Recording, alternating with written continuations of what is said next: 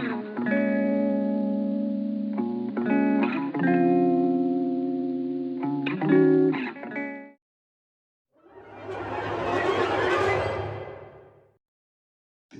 business leaders are saying the whole world will soon be familiar with one of the city's truly homegrown steel companies. Previously hidden behind the archons of steel like Carnegie and J.P. Morgan, Van Horst Steel, the original Pittsburgh steel company, now casts a long shadow over those old powers. Van Horst Steel employs the world's best metallurgists, source only the finest and highest quality raw materials. Those of us living in the greater Three River area who use the grand bridges and work in the spectacular skyscrapers already trust Van Horst Steel with our lives. One day soon, people all over the world will trust their and their loved ones' lives to Van Horst Steel too.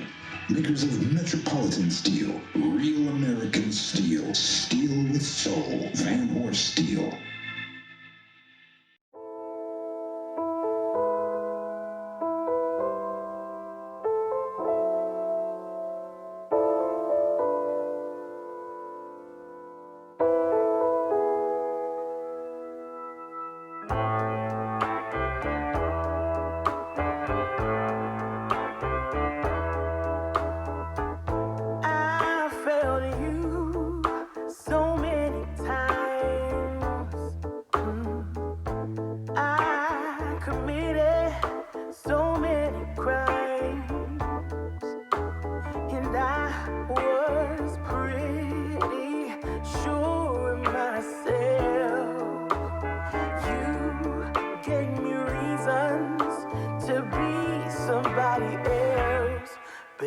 I'm home again.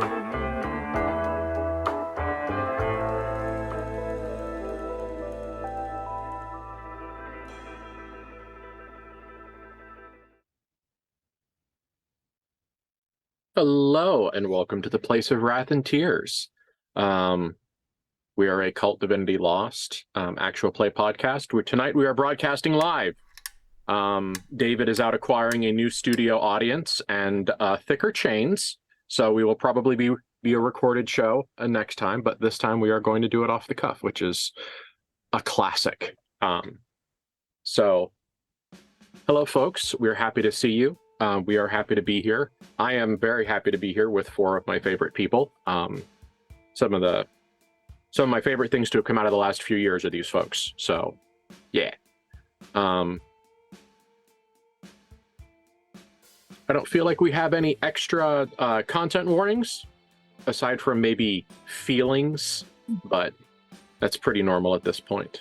So, if you are not caught up, the Van Horsts followed a lead to return to their hometown of Pittsburgh, and specifically to their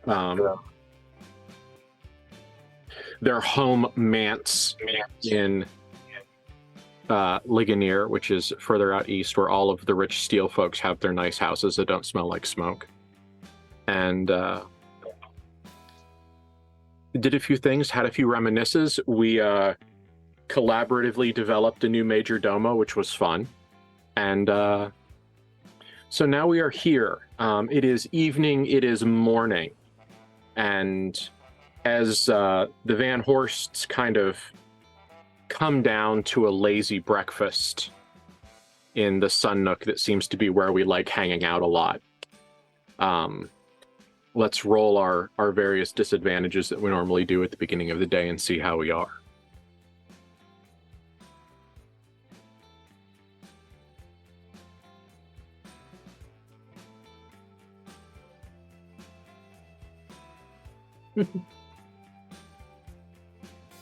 Well, it seems like home is where the heart is, because I got a 16 on the nightmares, so he's sleeping like a baby. Oh.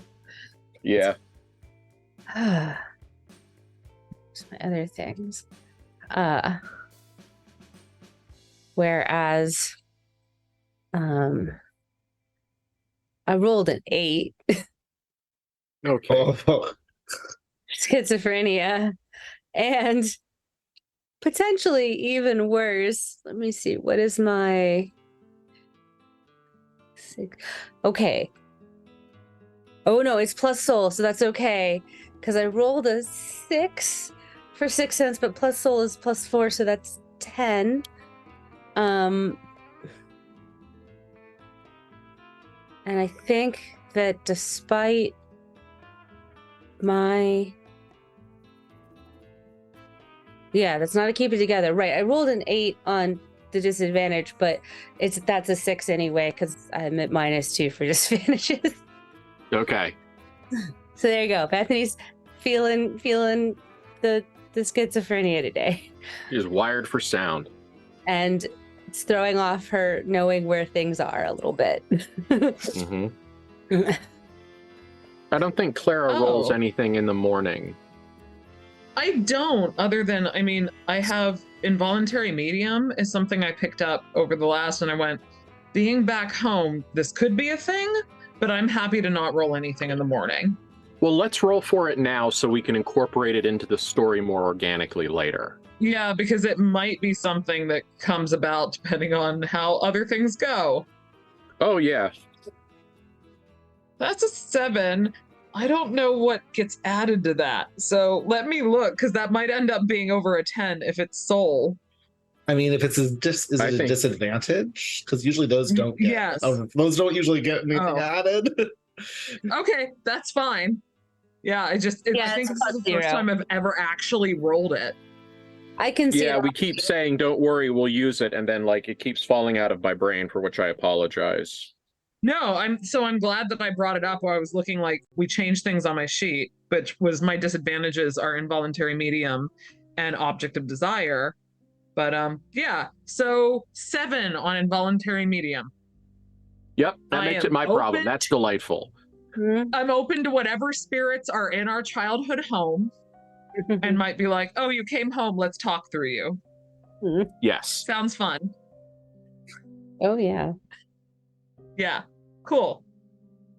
Just everything's fine. Put that in your back pocket. Sounds great. Yes. But for the moment, Clara thinks everything is fine. Fine. Yep. So let's start this, because I'm talking to you right now, Erica. Let's start this roll with Clara coming down to breakfast. Yeah. Waking up maybe a little bit early, or just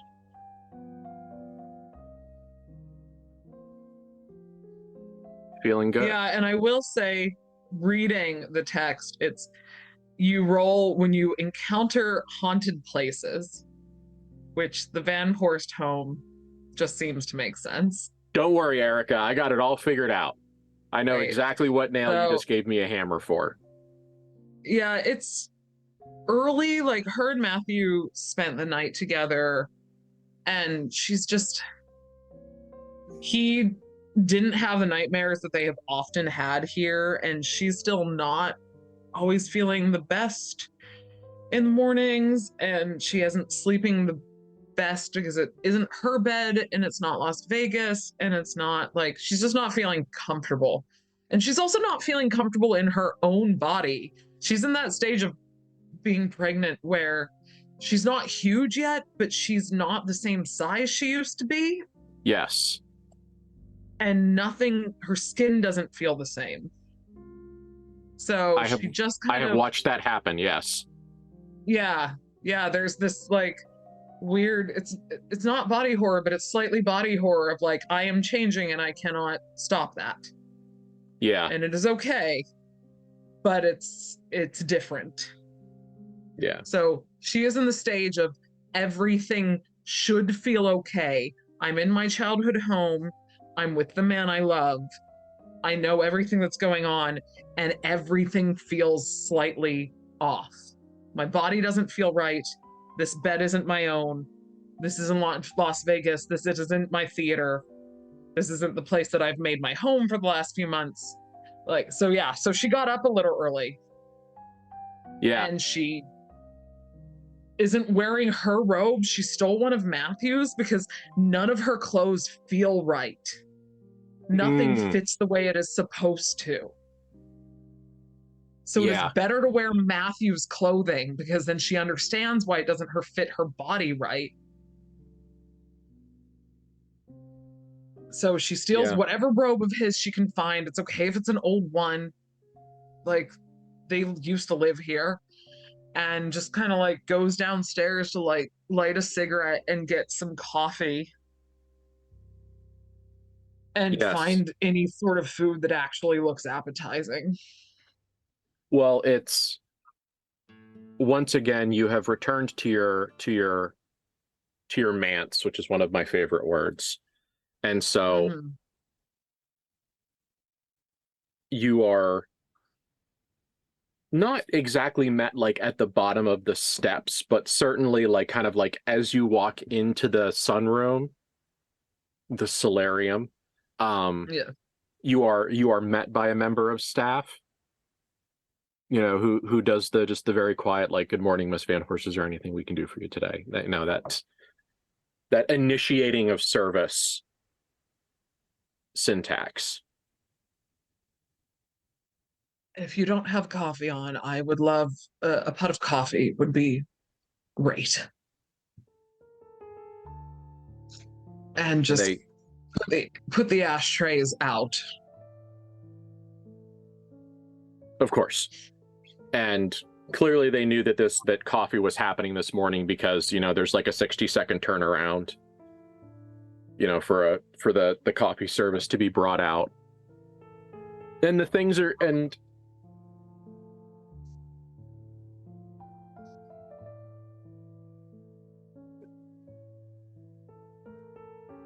it's not like anything is incorrect. You know, this is a hard top table. Probably has like the inset of stone in the middle to match the room. So when they put the things down on the table, there's just that little bit of noise of just putting things on the table, and it's not great. But just because it's a rough morning, and the ashtray, and you know, there's several ashtrays that come out. You know, this is not their first Clara in the morning rodeo, so you know, coffee service and cream and sugar and dainty little spoons and saucers and everything else. It's not, but it's the first Clara in the morning with this major domo. So if he has shifted a single thing about the way breakfast service is, or if the silver is even polished either too much or too little, with the way she's feeling about her body and everything right now, the moment something is slightly different than the way it was 6 months ago, disaster. It just grates on her. It is the sand in an oyster that will eventually make a pearl, but like it is just under her skin, and she is trying not to take it out on these people, and she is chain smoking because all of this feels wrong. This sounds like a great time for us to see if Clara can keep it together. So essentially what I was going to do is I was going to have you roll for the major domo, but essentially what we'll do is we'll make this roll like 50% major domo, 50% Clara. Okay. That's okay, I think. Oh, it might not be. This is willpower. Oh no. Not your best. Oh, that's a 9. It's not even -1 willpower. It's just on the edge of not enough.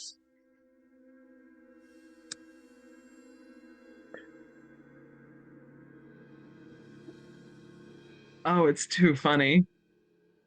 This tea service has just been, the coffee service is too much. Some mornings are like that. This is just clearly one of those mornings for Clara. So there's going to be a lot of contributing factors to this response. Some of it is a little bit of it is pregnancy. Like, I don't like leaning too hard on the pregnancy makes pregnant people go crazy trope. It's not. Hold on a second.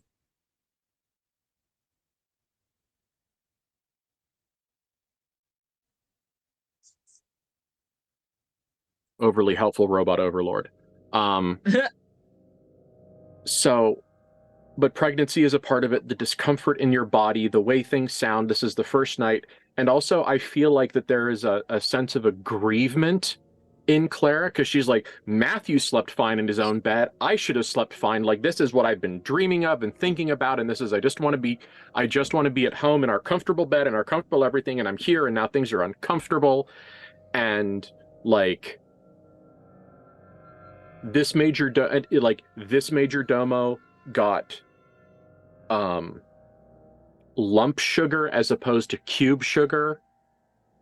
Like, she's also 3 hours jet lagged. Yes, because this is coming the wrong way across the country. As somebody who off game does it all the time, this is the bad way. Yes. So she's I remember like, that jet lag. There's so many things happening here, and none of it's good, and it is the wrong sugar. Yes, but the thing that tips you over into big feelings and big responses is the sugar is wrong because St. John is dead, and St. John is dead because your father is dead, and you are going to have this baby and your father is dead.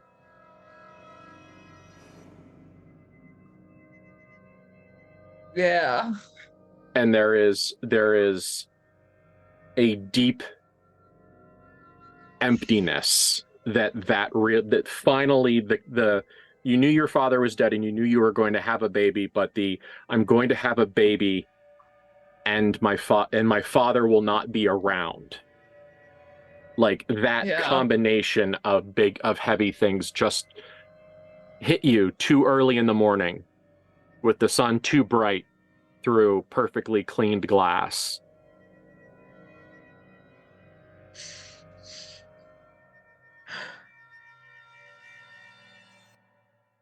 Yeah. And she puts like 2 extra things of sugar into her coffee and tries to drink it, and then walks over to the window and just starts sobbing. And it's like this quiet keening of and she's mad. She is screaming like yep, like half screaming, half sobbing, because she does not want to be sobbing. Yeah. And she doesn't want to be angry, and she doesn't want people to see this. And she's so mad about it, and she can't stop it. And neither of her siblings are awake, and St. John isn't here, and her dad isn't here, and anybody she trusts to see her keening and sobbing aren't here. And she can't stop it. And she kind of wants to put her hand through this window, because physically hurting will be better than emotionally hurting right now. I think that she's going to.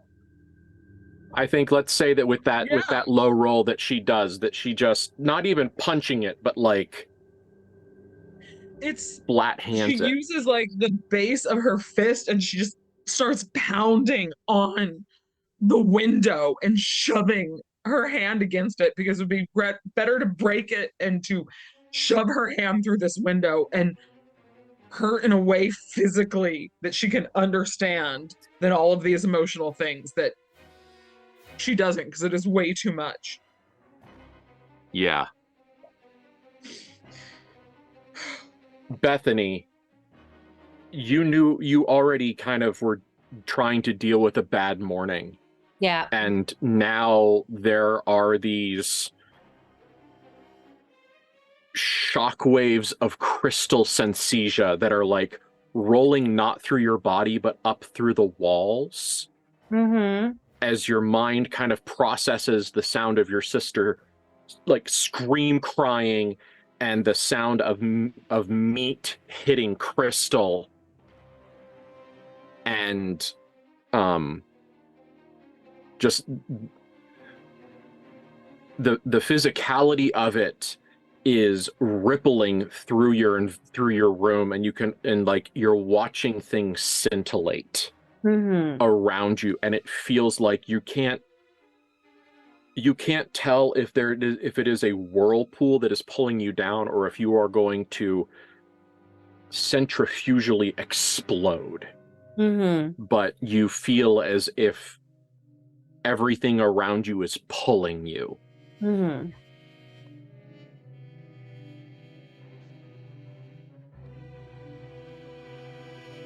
So it takes Bethany a lot longer than it normally would for her to get out of bed and stand up without falling over, and walking into the door, and she can tell that it's Clara, and she can tell where Clara is. But she goes to Matthew's room to wake him up. That's the person I was going to bring in at this moment too, so great. Matthew, there are few things more decadent to a like mid-century American male than sleeping in. The ability of Matthew Van Horst to sleep in is a luxury. Like, you're not going to get fired if you're not there at 7 a.m. You know? And so you have a fantastic night's sleep. You are very comfortable. You are in your bed clothes, the correct sheets. The room is the right temperature.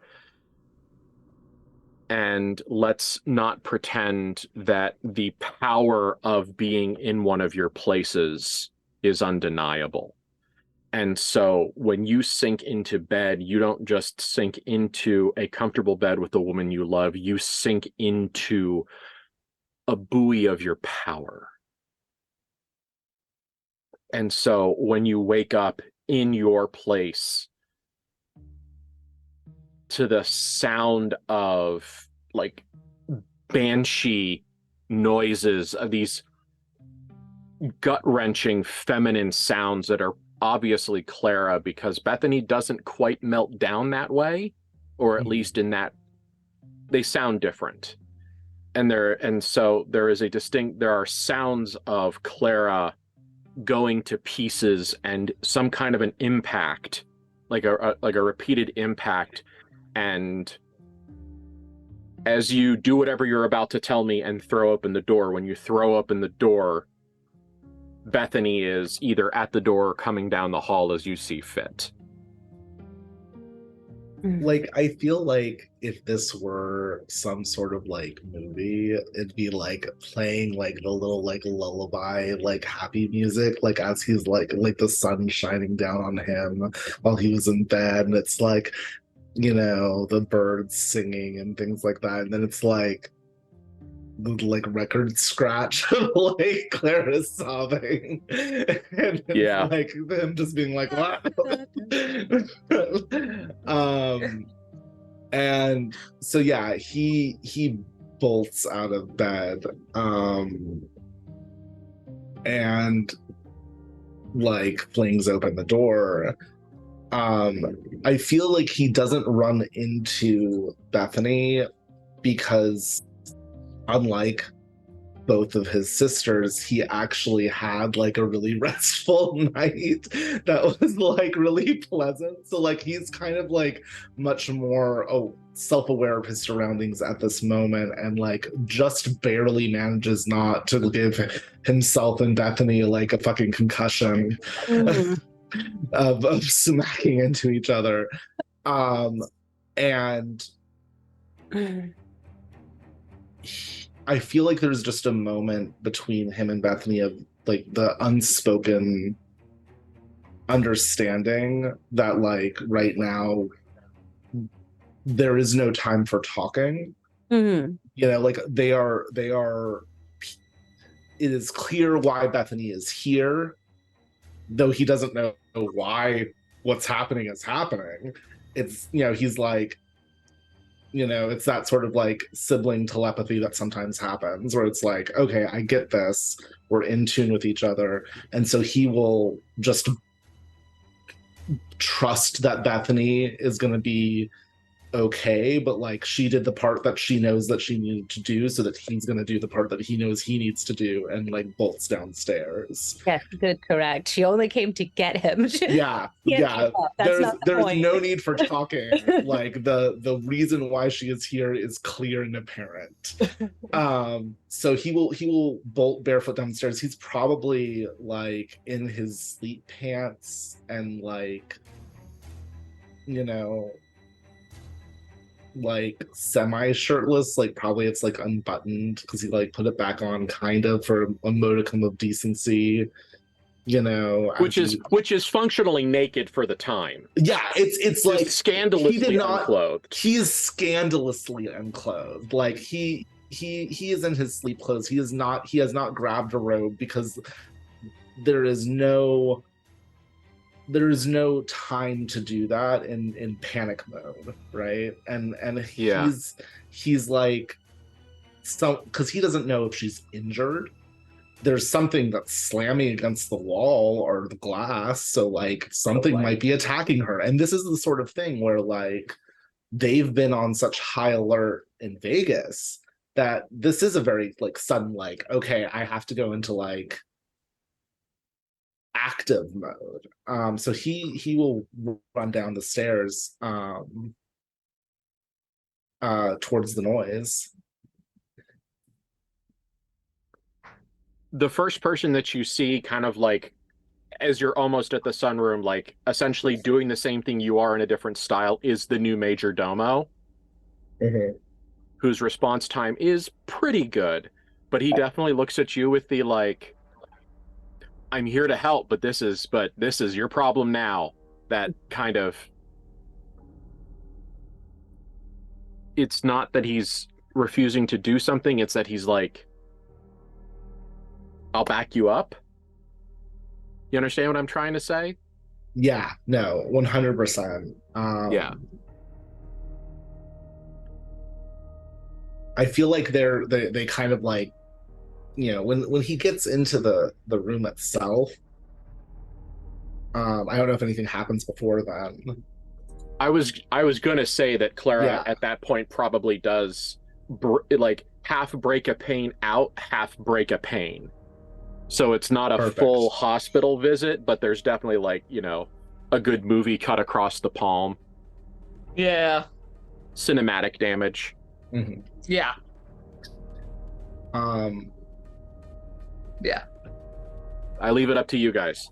I think that my first question, so that I can do this pretty seamlessly, is in situations where someone is injured, like who do we have that's like the best person to deal with small injuries? Like we like, because this is not like a doctor level thing, but it's also not it's like, who is the likely person who knows how to make sure that someone has like a clean bandage and things like that?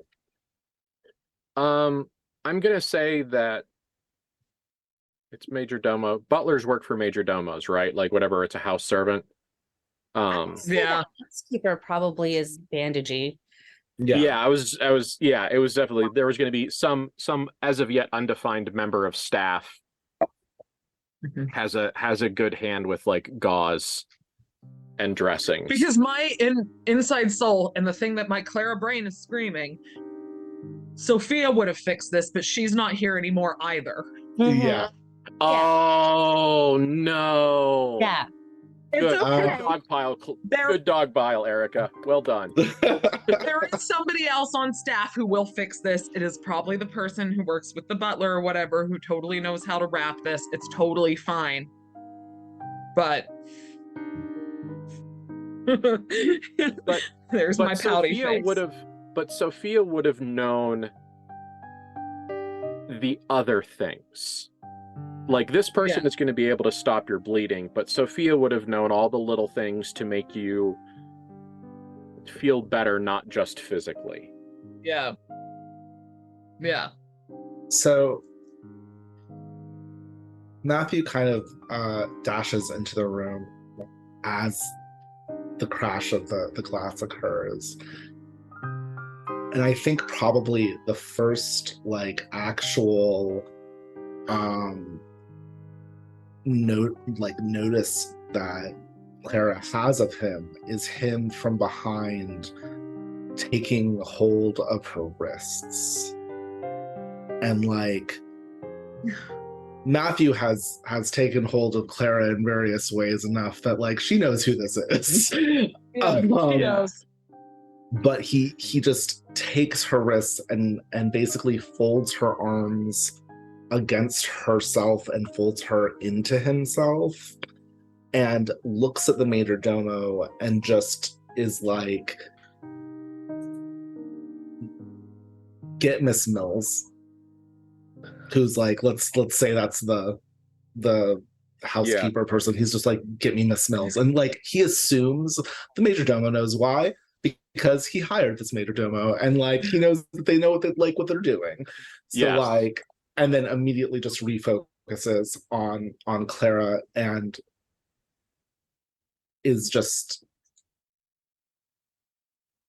effectively he's not making vocal sounds, he's just shushing her and like holding her and making and you know, just being like, shh, it's okay, I'm here, it's going to be all right, I'm here.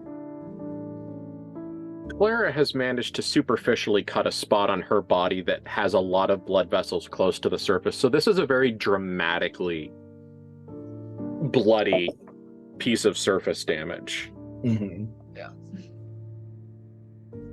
Yeah, like he is trying. Actually, I'm gonna do a keep it together for him because his goal is to make sure that he stays calm when his internal system is being like, ah! Hey, that's fine with me. Go for it. Yeah, because I feel like that makes sense in this context. And that is a 14. I thought you were gonna say 4. So close to 15. But you know what? I'm gonna say that he's, you know, probably scared because he doesn't know that, and I'll take that -1 stability there. And you know, but he manages to keep it together, and like there's that sense of solidity there of at least, you know, like trying to be there as something to push against, to rail against if that's what she needs. And she's not-ish. Like he has her wrists and she's brought him around her. So as he's holding her wrist, she's like, hold me, but she's not trying to push him off or fight him away. She's just like, hold me. There's clearly this need to be close and just wrapped up and have familiar things. And it's the like, needs the thunder shirt of Matthew, needs the pressure, needs and as he's there and she's bleeding and she's kind of ignoring the bleeding because the pain kind of helps too. She's just like, it's not right. None of this feels right. We are home and it doesn't feel right. Papa's not here and St. John isn't here. And I didn't have nightmares, but I couldn't really sleep. And none of my clothes in my closet fit. Nothing fits. And nothing feels right. And it doesn't taste like home, and the sugar is even wrong, and nothing feels right, and I know that I sound. And is Bethany in the room? Not yet. I was sitting there, I was sharpening that particular knife in my mind. All of because Clara as Clara says, Clara's about to say, I know I sound insane. But she is self-aware enough to not say those words with her insane sister in the room. Mm-hmm. Can I do cinematography? Mm-hmm. Yeah. What happens is that slowly, as she's unburdening herself of what she's feeling, she's starting to turn around. Yeah, right as she gets there, I sound eye contact with Bethany, standing in the doorway. Yeah. It's the 50s. Claire's less self-aware than we are these days. And it's also and Bethany took longer because she has been stumbling like a drunk person to get down to where Clara is, like leaning on the wainscoting, leaning on the banister rail. So she's like clutching the doorway. Mm-hmm. Yeah, so Clara's like stumbling around and now getting a whole bunch of blood all over Matthew's very nice shirt or whatever he's wearing, but we're rich. His PJs, it's fine. We're getting blood everywhere, it's fine. This is so fix in a minute. Yeah. Like with but she stumbles around, she goes, and I know I sound, and she looks at Bethany. Insane? Scared. She used the insane word already, so she's looking at Bethany, but then she just says, but nothing feels right, as she's kind of clutching against Matthew and staring at Bethany, and just nothing feels right.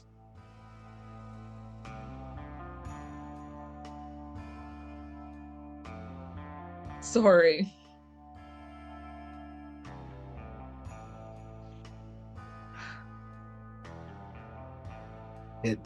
Sorry. It's not the same. I know. It's not the same. It's not.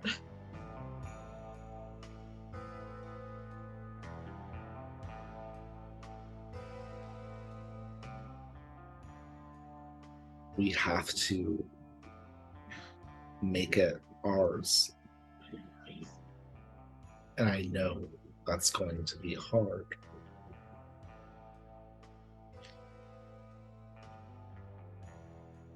But we are here. And we're together. And he will, at this point, look over his shoulder to see Bethany, because like he can hear footsteps. And he has, since Clara has turned, because what he was doing before was keeping her arms basically crossed into the thunder shirt mode. And so when she starts turning, he let her turn. And he has basically one hand that is like holding her, like with like basically his arm against her back and his hand on the back of her neck to kind of ground her. And he will then reach behind him with his other hand to reach out to Bethany.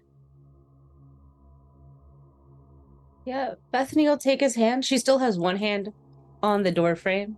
She is really not sure. He's very much like I feel like Bethany and Matthew know each other well enough and have experienced like living in this place together well enough that when he sees her, he's like, okay, there are two people right now who need a lot of grounding. And like that is currently gonna be my job. And he will guide her effectively to him and Clara so that they can all basically embrace, and they're all getting bloody and it's just not great. That these clothes are fucked, but like he basically leads them into a, I don't even want to call it an embrace so much as like the clutching to a foundation.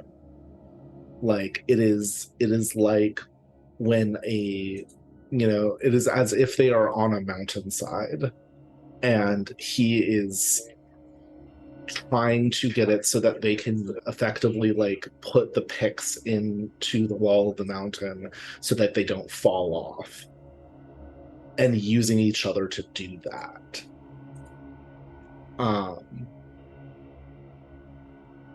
Everything here is different except for us, but we have us.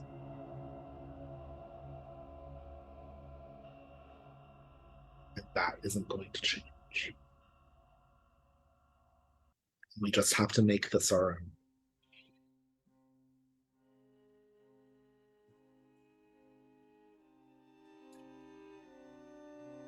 And I know it's not easy.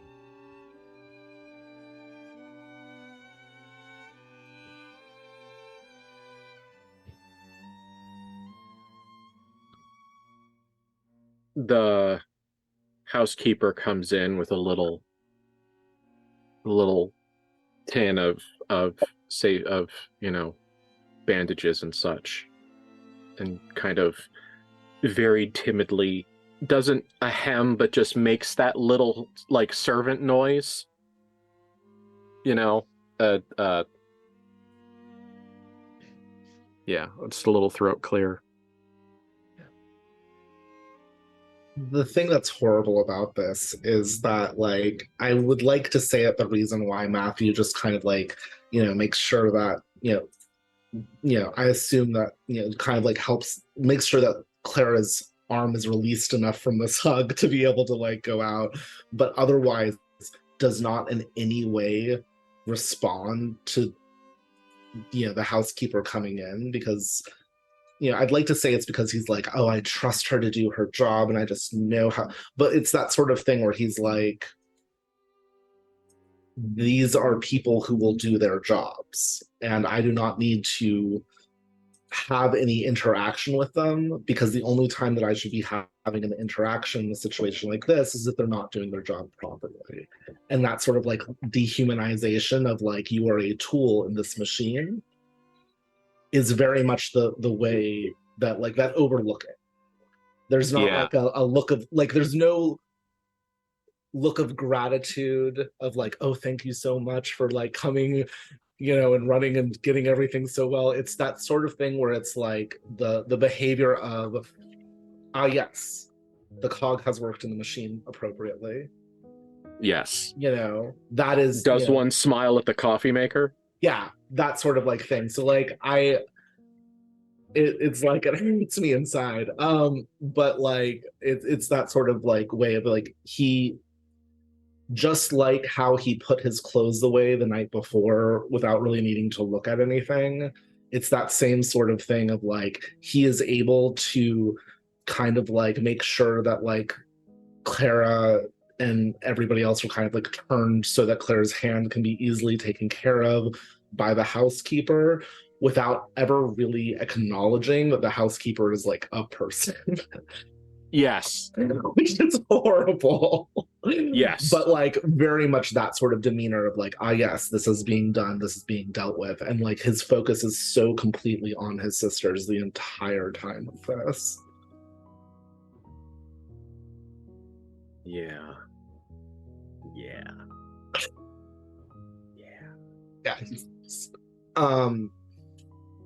And in that same way, like he will still continue speaking as if they are alone.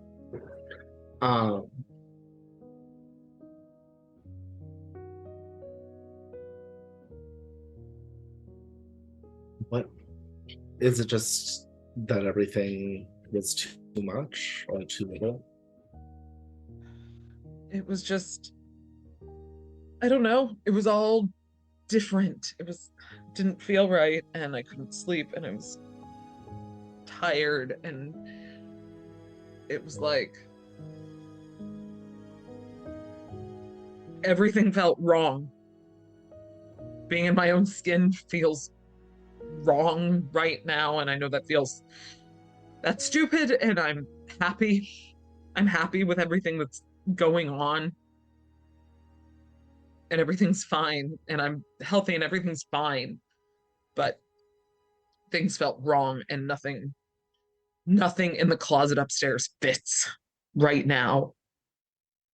And my pajamas don't feel right, and I didn't sleep, and I'm just in a mood.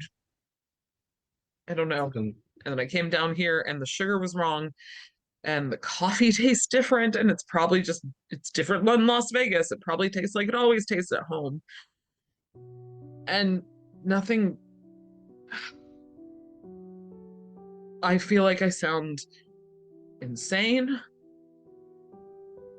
And every single time she uses that word, she looks at Bethany with this mix of both guilt and sympathy. It's like, yes, this is the word they call you, and it's a bad word, and this is why they lock you up. And so I shouldn't use it lightly, but I understand, and it's awful to feel these ways. And I'm not using this word lightly, and it's awful when people say this about you, but I am using this word because I'm crawling out of my own skin right now.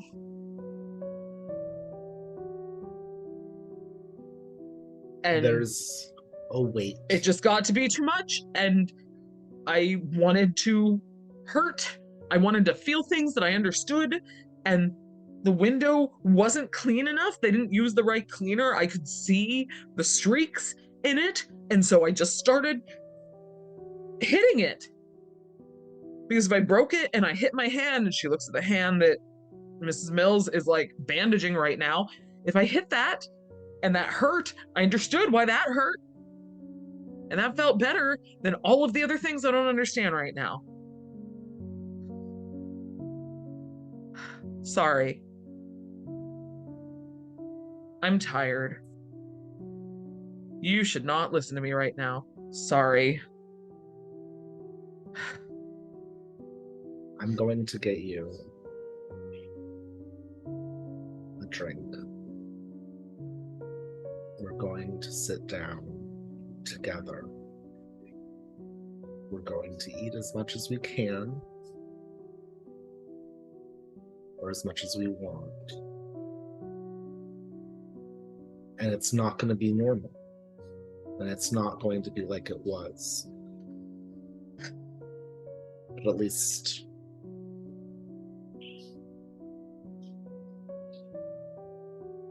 at least now we know to expect that it won't be like it was. Yeah.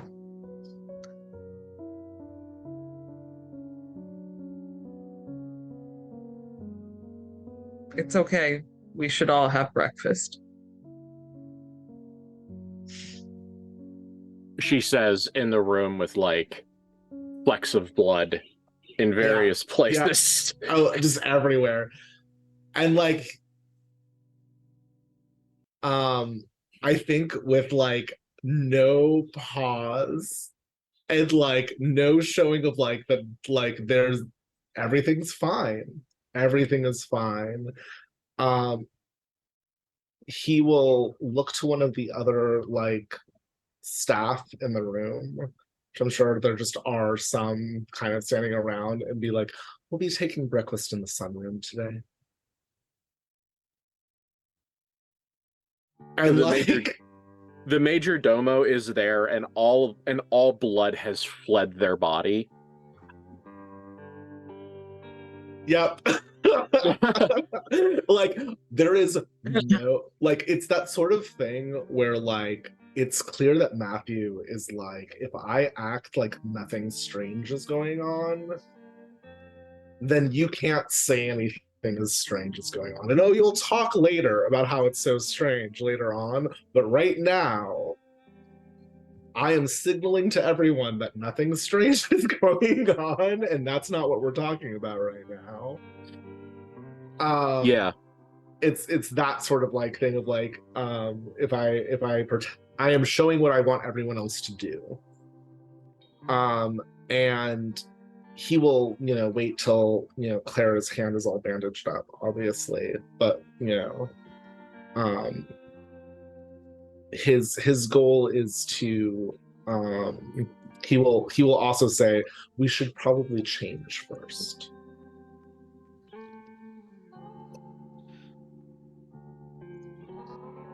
One thing that I should mention, though, because I just realized it, is that Matthew ran out of his room in his pajamas, which means that he didn't have his robe on, but it also means he didn't have his gloves on. Oh yeah. Which I was like, no, he would not have like grabbed his gloves to put them on. So that shirt is a thing that's just there and out. Yeah. This is fine. And I'm just giving that to Ben in case that wasn't clear before, because I only just realized it. It's fine. He will definitely like check in with Bethany, because it's clear that like Bethany is not having a great day right now. And he gives her the look that's essentially, do you need to ask me if something is real? And she shakes her head because no, that was all real. It just was not in a way that necessarily one normally perceives that reality that was happening. But all that was real. And Yep. it's still like the residual of real. And also through all of it and the benching of Clara and the holding, like sort of as soon as she could, she found like a chair or a sofa or something and sunk into it well before any of this was happening. Is pale as a sheet and is not talking much. And it's not... She's not upset and she's not angry and she's not resentful, but she is holding tooth and nail to the idea that all of the things that she's feeling belong to Clara. And that's weird and that's hard. And like trying to not let that bleed into feeling a thing that she is feeling. And so she's not really talking. And she feels like she's somehow denying her sister, but all she's really trying to do is not be like utterly subsumed by all of the emotions that made her sister shove her hand through the window. So she is very quiet and very pale. And also, like, honestly, since we have gotten back from Las Vegas, like been in Las Vegas and gotten back, this is the most like Bethany looks probably wrong to you guys right now because it is Bethany at home, Bethany, like quiet and contained and like holding on to everything tightly. Diminished. And this is diminished. This is not Bethany out in the world. This is Bethany in the house. She looks more like a ghost than she has in months. And when Matthew's like, we should go change, they look of stricken horror at the idea of trying to go back upstairs to her room to change her clothes and like come back down here and being able to walk the whole way without like falling over. It's just, it sounds exhausting. So she's just sitting in the chair. Well, you're probably pretty clean. Yeah, you're mostly clean. I would say that all Matthew does, all that Matthew does is kind of like assesses the situation, says to someone, if you could get my sister a new overrobe. So that like she can choose whether or not she wants to put on like one that maybe doesn't have some blood on it, but like he's like, I'm not gonna make her go upstairs. Yeah. Yeah, well, it's like, you know, there are correctly wet and warm like hand towels. Yeah. Like, you know, that were clearly, you know, for wiping your hands off later, but now there are like some warm hand towels that are being brought out so that, you know,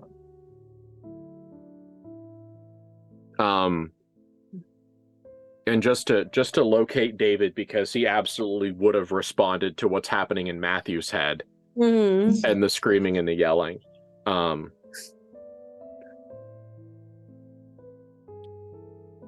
Bethany, the piece of the house that is to your right moves and resolves itself like a camera going into focus as David. Okay. As in he was holding so still and was so not person that it Mm-hmm. felt like an immobile piece of the house. Mm-hmm. And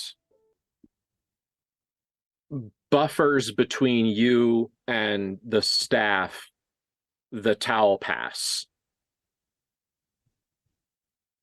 And he kind of, when he offers it to you, he does it with like a very gentle like rotation of his wrist that says, I can hand this to you or I can use it on you.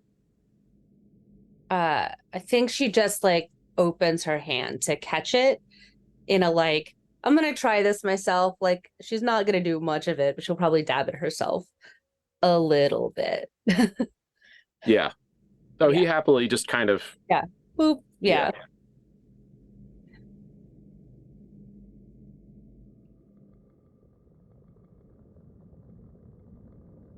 and then he kind of fades into the background again. Mhm. Bethany, the thing that's hard for you right now is have you ever watched like classic, I'm going somewhere. Have you ever watched like classic late 80s, early 90s, like really good hand-drawn anime? Like Akira, Ninja Scroll, like Vampire Hunter D. Yeah. So the thing that I'm referencing is the way like those little like crackly lightning bolts of energy sort of show up in that very distinct hand-drawn way where like every frame they're a little bit different. Yes. Yeah. So they have that like it's a straight up and down line, but somehow it's stuttery. Mm-hmm. As you wipe the blood starts to do that. Yeah. Like between your skin and the rag. And the thing that you're seeing, and once again, it's even worse because you have context for it now, is what you are seeing is the magical probability in your sister's blood. You can see the hematic link that could be used for magic. Mm-hmm.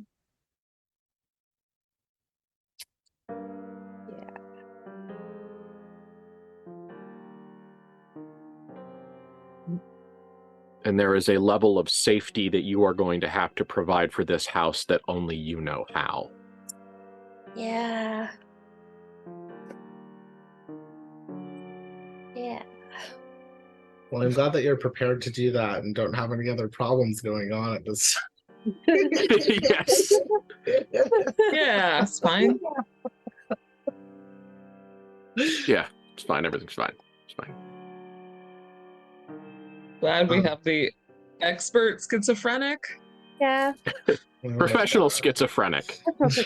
No, if she wasn't having a bad day, she was gonna joke about how they were gonna think Clara was her. But Oh. she's having a bad day, so she can't. Yeah, it's fine. It's fine.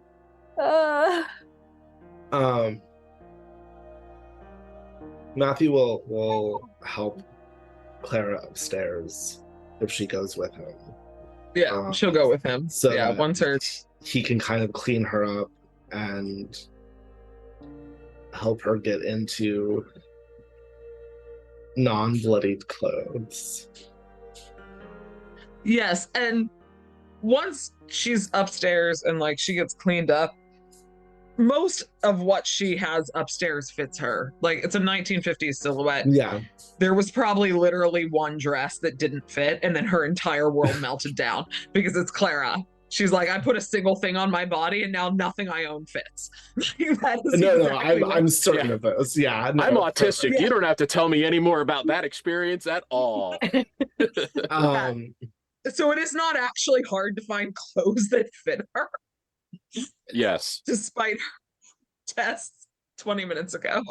I'm also going to say that like Matthew can't tell whether or not something fits well or doesn't. Like Matthew's like, does it go on your body? Okay.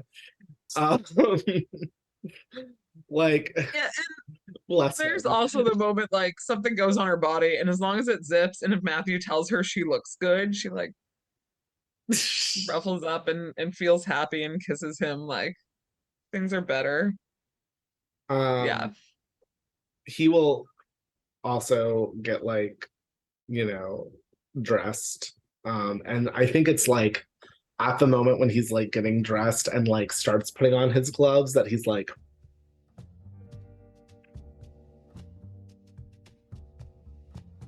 She sees that face and lights and does the sleek thing because now she's back together. mhm. Nothing wrong happened. Everything's fine. She's in clothes that fit. She never had a breakdown. She's had coffee. Everything's fine. So she's very sleek and she grabs 2 cigarettes and lights both of them at the same time and passes one off to him. Because that's how you show love in 1957. Beautiful. And is like, they work for us, darling. Nobody's going to question a thing. Don't even think about it. I know. This is you. You're normal. This is how normal you are. Bethany is normal. I am normal. The moment they question us, if they think we are strange or different or wrong, then they don't get to work here. You're right. I know. So everything's fine. Everything's fine. Everything's fine. Good. And he'll give her a kiss and they'll head downstairs. Yeah. To have breakfast in the sunroom, which is fine. Everyone loves the sunroom. There's only one reason we're going to the sunroom, and it's because it's lovely. Because everything's fine. That's how it's wonderful. So while they were upstairs, Yes. Bethany needs to look at David, who has melted back into the woodwork after she has seen this blood problem. And she looks at him and goes, "Can you ensure that this will get cleaned up properly?"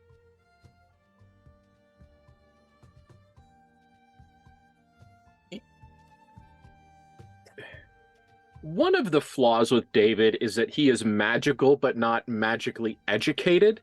Mm-hmm. So he hears the capital P improperly and like identifies that you are putting in an extra layer of behavior with that word. Mm-hmm. And he looks at you and then very quietly, but I will speak clearly for the stream, Yeah. but like very sotto voce says, "How should I do that?" And Bethany will like think for a minute and then go,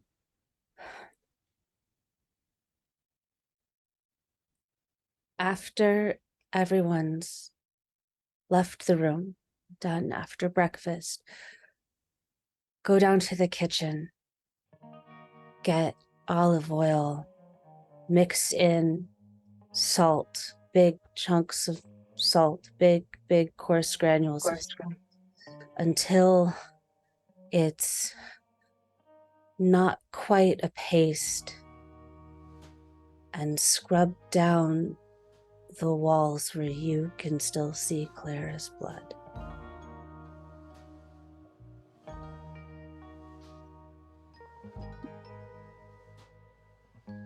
Bethany, how mentally connected do you think you are to David? Oh. I mean, obviously less so than Matthew is. And she also gets things wrong sometimes with David, but she also has a read on him pretty well sometimes. David smiles at you. Not in like an evil the Grinch smile, but in like this, like he's a 20-something man, like he's like that grin that can kind of sprint across young people's faces, those outbursts of innocence. Uh-huh.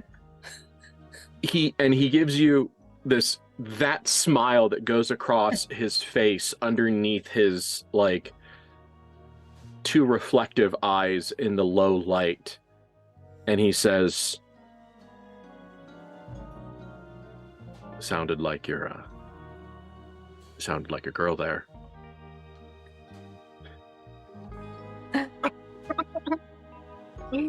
And he doesn't say it in a derogatory way.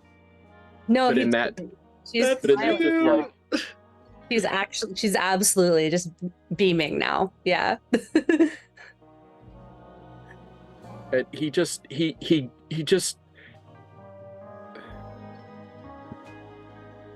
salt. And he gives you a kind of a, not exactly that one, but like, I will perform as instructed, and walks away with this just entertained, just lightness to his shoulders and his hips. Mm-hmm. And has this been the first time that David has like used couple language with you? Yes. Yes. I feel like we've learned now that David ships it.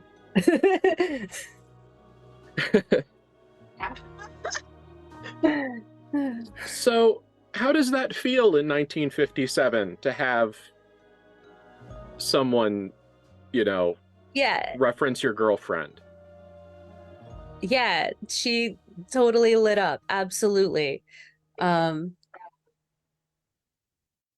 Because one, yes, he was like, oh yes, your girlfriend, that's great. But two, like, whenever Bethany is like, oh no, I have to do a social thing, or I have to do a thing that's hard, or I have to do like, whenever she's stealing herself up for something that's outside of her own wheelhouse, she always thinks, what would the red lady do in this situation? How can I channel what that is to be a more successful like person in this interaction?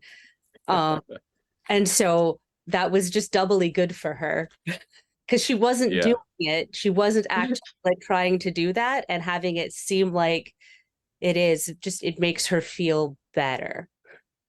Mm-hmm. Yeah. Like it was the right thing to tell David what to do. Yes. There is a series of books that I like who has a character whose shit is perpetually together is named Chris Parker. Mm-hmm. And the author makes jewelry that said, what would Chris Parker do? Nice. And now I just, in my head, I'm imagining, like, what would the red lady do? Mm-hmm. So now I have to, okay. It's fun. Yeah. That's... We ever do merch? Yeah. Yeah. No, we have a small but loyal fan base. It's gonna all have to be bespoke. So yeah. And clearly there's more of a story behind that than he's told. Mm-hmm. Because that was a memory that definitely awakened in his head. So that's probably nice. Yeah. A little blip of light. And so a robe is brought down, and the waits, the house staff cleans everything very thoroughly. In that, like,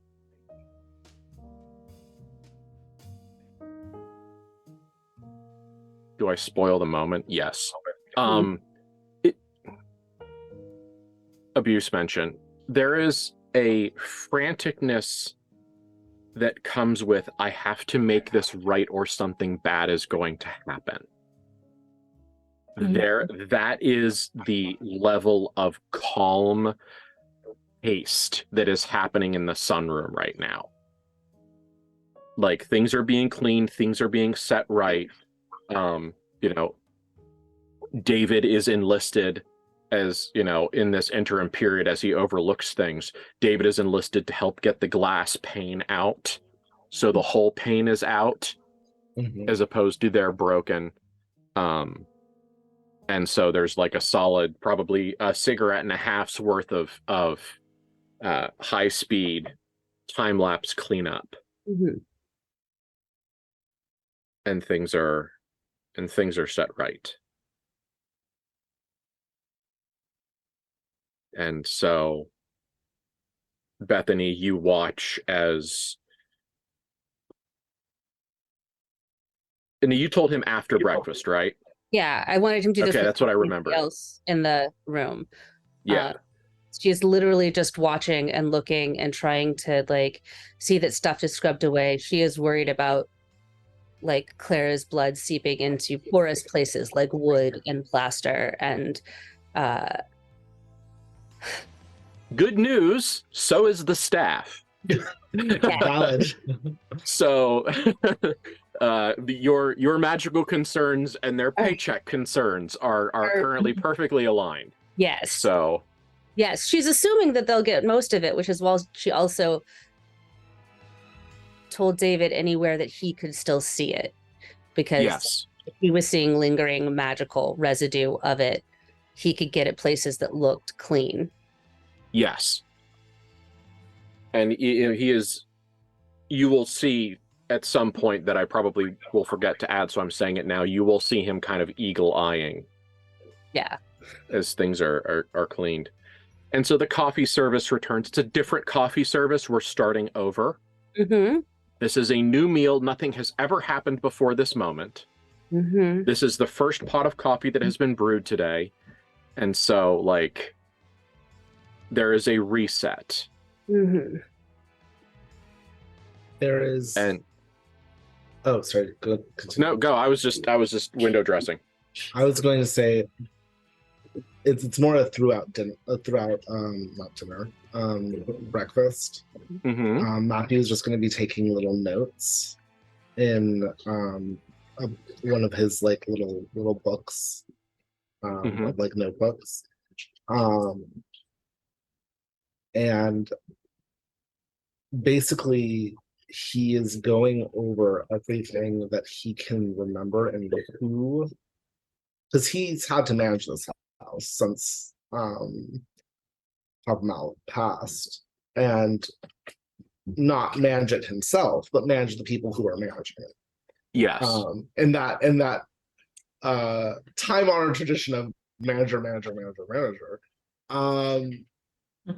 And he is basically, but because of that, he knows who's in charge of each thing.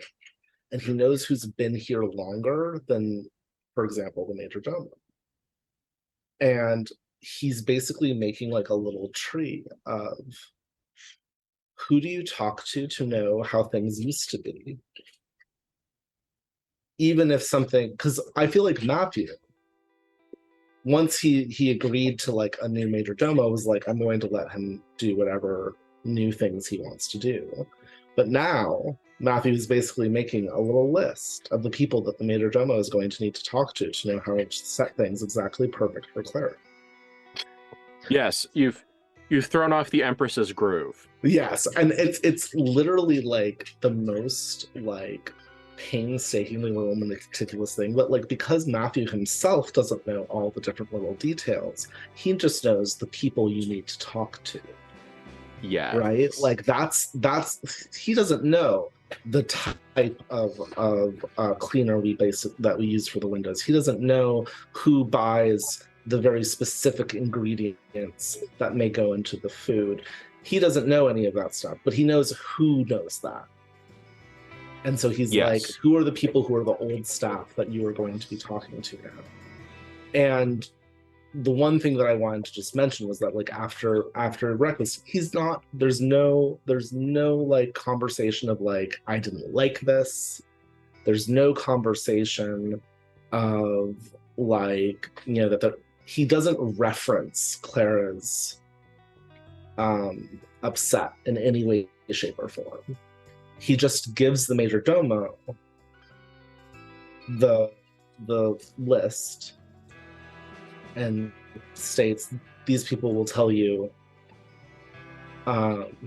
any adjustments that need to be made. And that's it. Culturally, groveling is not a thing that happens. Yeah, like he doesn't want that even necessarily. Yeah, but you can tell that he has taken a significant degree of personal responsibility for some of the disruption. Like when she said that the sugar was wrong, he physically flinched as if he had been slapped. Not offended. Not like, how dare she say the sugar is wrong? Just like, oh, fuck. Just that full body, like, I've made a mistake. And it's like explicitly a mistake that there is no way for him to have known that he made prior. Like Yeah. that what I love hate about all of this is that, like, in no way did this person do anything wrong. Mm-mm. But I'm sure that he feels that he did. And I'm sure that, and culturally he is the one who's taking the blame. And so it's very much like, again, linking it to the automotive system, right? It's that same sort of idea of, the assembly line has an issue. We will fix this assembly line issue, and then everything is fine. And then everything is fine. Everything just needs to work together correctly, and then we're done. And the fact that, like, people are involved in this doesn't change that. Yeah. If we can make it the way it was, everything will be okay, said the angel one time. This is fine. Yeah. All right. So it's 9:30, which is typically about when we take our break. This feels pretty natural spot. So we're going to go on break, and then we'll see where we go next. We have some plans, and we'll see if we're still going to follow through with them. So it is 9:35 by my clock, so we'll see you probably around 9:45-ish. All right? Thanks a lot. Hello, welcome back to the Place of Wrath and Tears. We are all freshly fed and watered, and we are going to continue on with our story. So it's a slow morning now. You know, there's been some upset, there's been some some chaos, so no one is in a hurry at this point. Everything is being given its due time, and probably some extra due time. But over the course of this long morning, breakfast has been had and put away, and people are having their kind of after breakfast relaxation. So there's probably some alcohol, some coffee, some cigarettes, whatever is appropriate. And the three of you kind of as the camera focuses again, the three of you kind of, that, like, well, our day should start now. That sense of having done the morning things. Mm-hmm. And that moment kind of comes. Yeah. And I know that one of the reasons that you guys came home was to find a old chapel in the woods that was apparently a place where the elder Malus van Horst learned magic, or was instructed on magic, or something. The tiny little, like, strange not child angel wasn't entirely specific.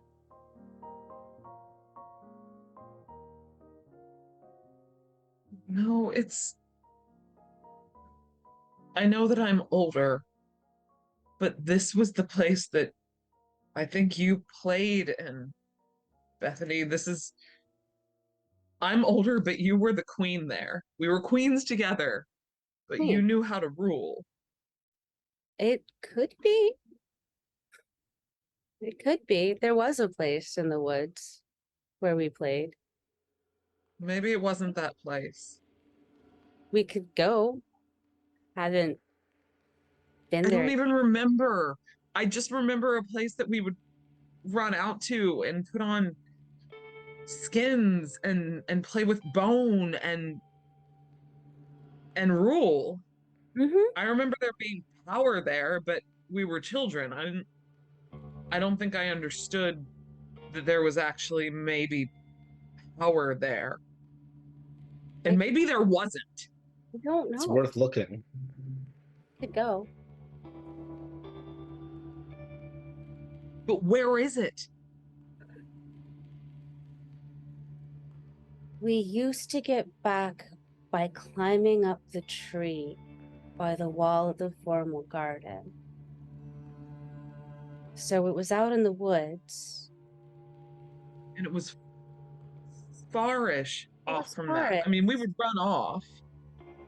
It was far trail. enough for your little legs to start being tired.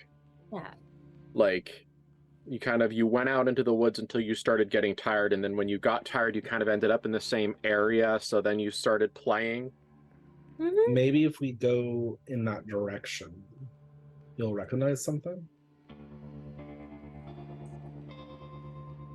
It's worth a try. The best idea. True. We can go see if, come on, Clara, see if you recognize our kingdom.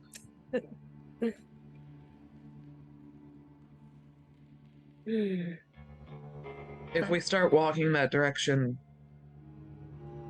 if we really think it's that way, we can open ourselves. I know we're not that good at magic yet.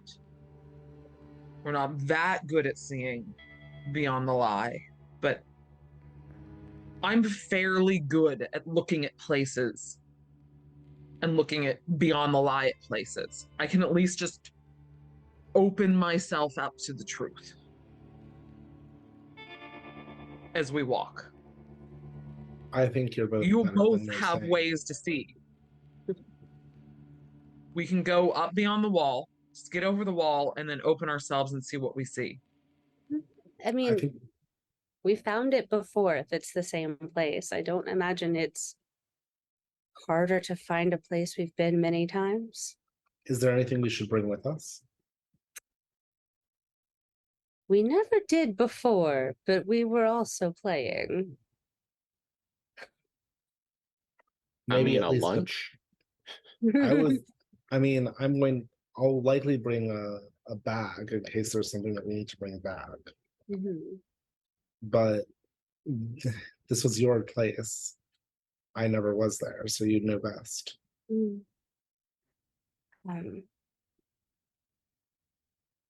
Everything we needed was always in the trunk. It was there.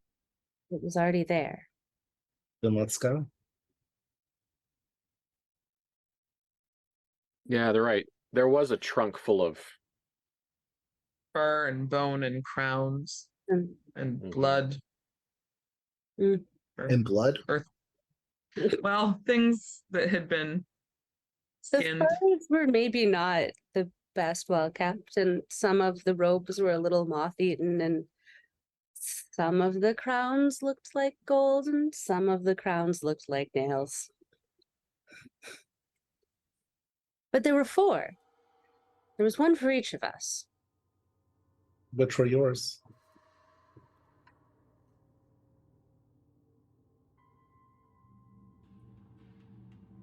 Mine was small and a circlet, and the robe had 2 fox heads on the shoulders.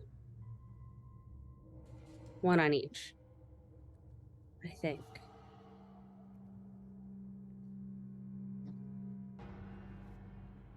It was such a long time ago. It was a long time ago. I think I was like 5.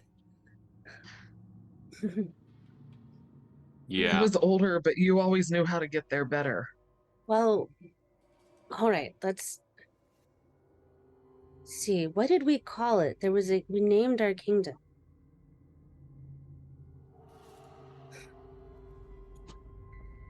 Oh, it was so long ago. Let's walk and remember. Walk and remember.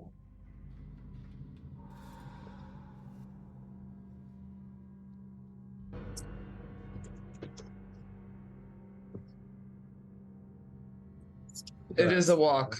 We should put on proper shoes. Mm-hmm. Yes. And That Clara, for like that could find once it. in ages, is not wearing high heels.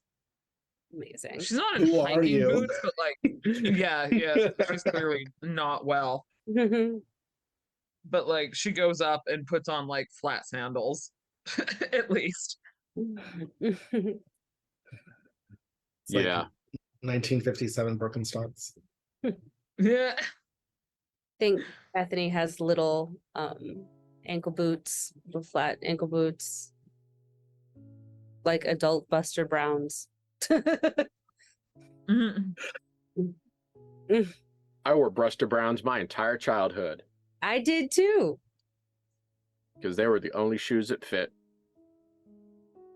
I liked them. For me, I liked little boots. I wear boots forever, and I've worn boots since I was a tiny child. No, I had like the Buster Brown, just like leather, almost sneakers. I had the white little ankle boot Buster Browns for like a good portion of my childhood. Yeah. I need to look up what Buster Browns are. They're like Oshkosh Bagosh. They're like a brand name for stuff that just disappeared one day. Yeah. Yeah. Yeah, they're boots, kind They're of just- like. yeah, they're like little kid boots that look vaguely like they're round-toed, but vaguely that sort of flat-soled lace up. Oh, no, I see now. Yeah, Yeah. no, I was a tiny child in smock dresses and Buster Brown boots. I was a not tiny child in Oshkosh Bagosh overalls and Buster Brown shoes Yeah. because they were the only ones that came in wides. Well, Clara has class, so she's not putting boots on. She's Wow. on heels, sandals, as we like hike out to the edge of the garden wall. And there might be an easier way to like go through a gate and then climb through a bunch of thick brush and things, but then it wouldn't be the right corner and we wouldn't be on the right path and wouldn't feel right. Mm-hmm. Came back over the tree, but we went out through a window. Which window? This is the tree we came back through. We can't just go back through the tree. We have to go out through the window, don't we? Mm-hmm. It has to be the same. I don't even remember which window. I think it was this one, and it is the one that is next to the gate, like an asshole. But it means we have to climb out the window instead of using the gate. Yes. God, I As I just full-grown feel for fucking the adults. staff. They're like, what the fuck is happening now? So I guess we're climbing out a window. Yes, we're climbing out a window into overgrown I forest-ish think area. A different tree, and I think the tree that we used to climb out that window doesn't exist anymore. But there's a different tree that we used to climb back in on the other side. Or else we came back in through a gate. I can't remember. But we're But gonna it's shimmy down window. whatever tree's here now. It's this window. We're going out this window. Yeah. I found your guys' little writing. Aw. Oh, I did too. Good. So as we get out the tree and get onto like the land and into the forest, starting to the edge of the forest, Clara's like, Alleghania. Our kingdom was called Alleghania. You're right. Okay. I cannot promise that we were the most inventive of children. You were 6 and I was 5. I think that any name is in fact pretty good. And you know, it's not like we said it was Narnia No. or, you know, some other magical realm thing. I don't know. I think it's We pretty did good. take, yes. Yeah, I wouldn't say that it's not imaginative. Mm. Oh, And yes. so you walk into the green. These woods are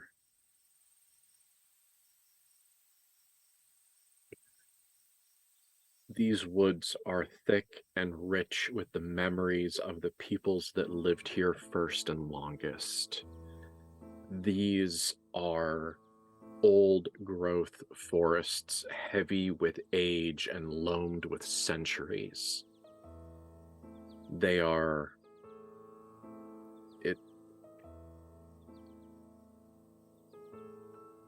these are the Sylvania that foolishly someone thought someone named Penn actually had any ownership of. But once you break line of sight from your hearth and home, you own nothing here. And into this rich, cool, humid environment. Not humid, but that sense of living air. You know what I mean? Mm-hmm. And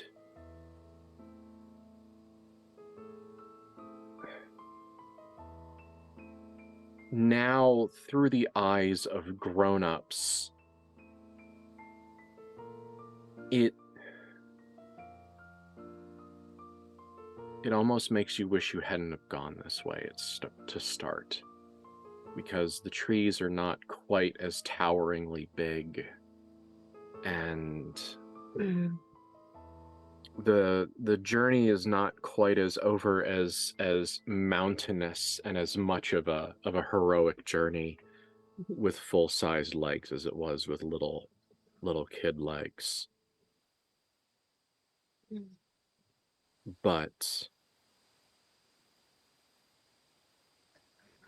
there on the bark of a tree is a decades-old scar where at one point you two had tried to leave a series of clues carved into the bark, secret journey style, to find your way to and from.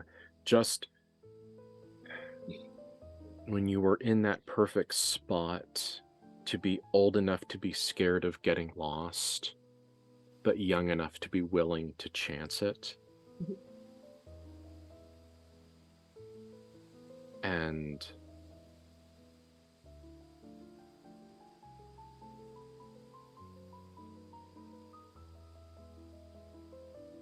man, my kid's going to be 13 in a couple of months, and I've got a lot of feelings right now about little girls playing in the woods and suddenly growing up. Yeah. And but there's a couple of spots. There is a tree that has split up in a Y, but the way it split was the result of some form of like damage. So it's not a nice organized split. It's gnarled and it's burled, and it's an ugly tree. And this is one of those things that you say, here we are. And now we go this way. Very much like a navigation point. And Matthew, you can watch your two sisters almost like click into a path as soon as they get here. There was a little bit of a thoughtful wander.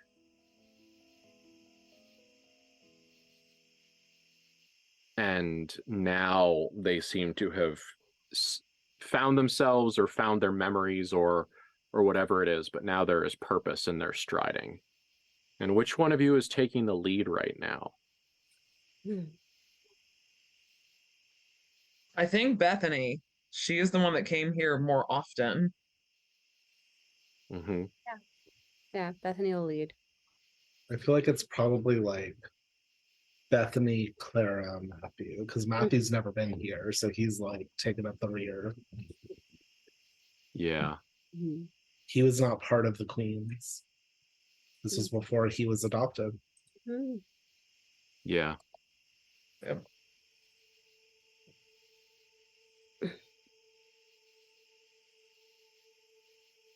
You come into a spot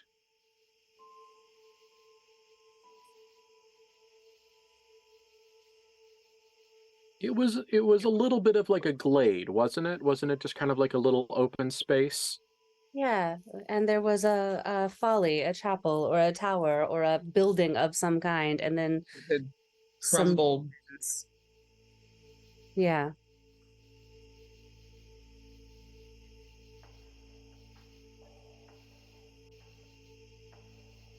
Looking at it now with older eyes and eyes that have seen a little bit too much to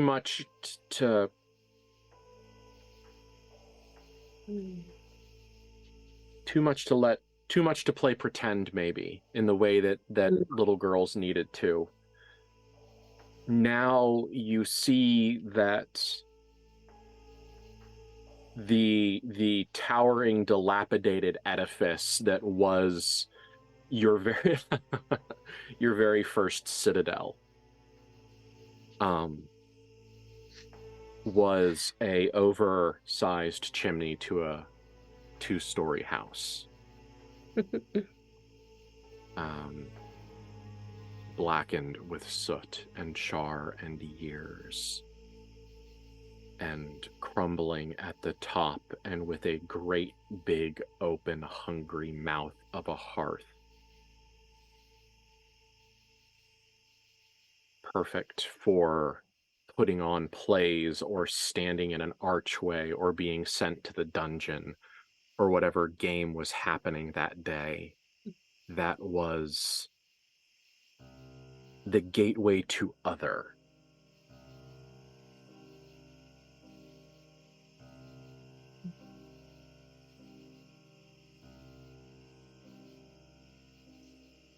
And there it is, even older and even molderier, and at this point almost a part of the forest. But there is what one could generously call a chest.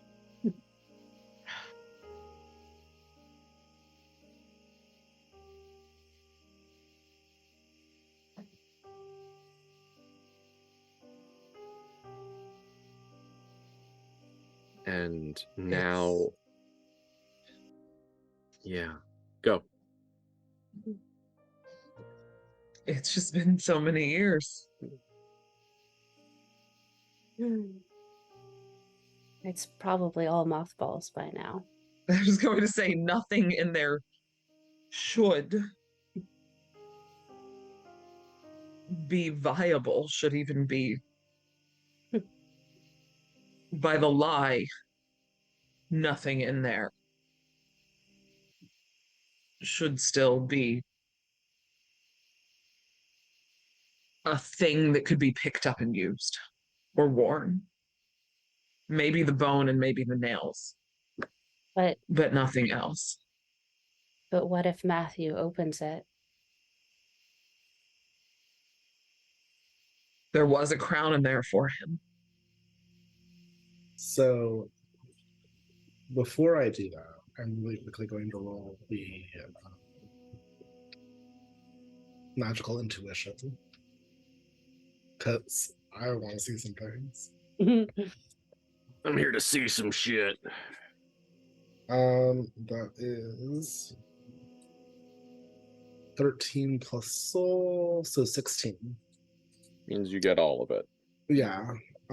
So the first thing is, where's the illusion weakest? And then I'll hold the other 2 in my pocket. You, looking around, you would want the illusion to be weakest at the hearth. Mm-hmm. It looks like a gate. It feels like a portal. Mm-hmm. But it isn't.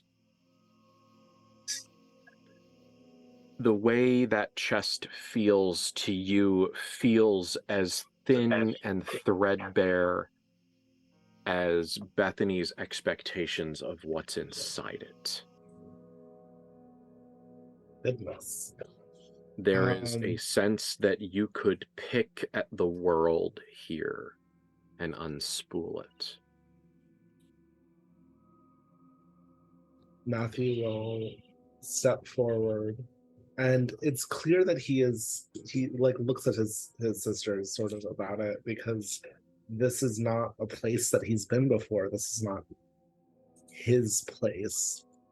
So there's almost a trepidation of being in a trespass. But when Bethany says and encourages him to open the chest, he steps forward to do so.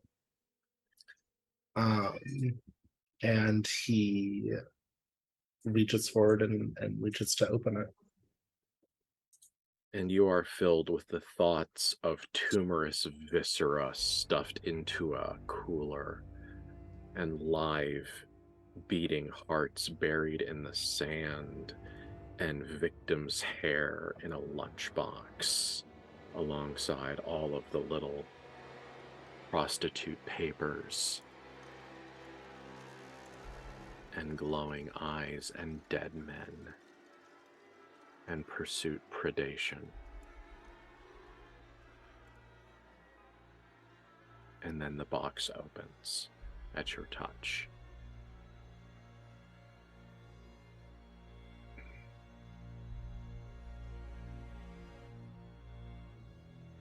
Fresh meat has a smell. When you take something that is alive and you turn it from a thing into meat, that transfiguration has an odor. It is the scent of that moment that typically we only experience like in the butcher's shop, or as you unwrap the steak. Oh, excuse me.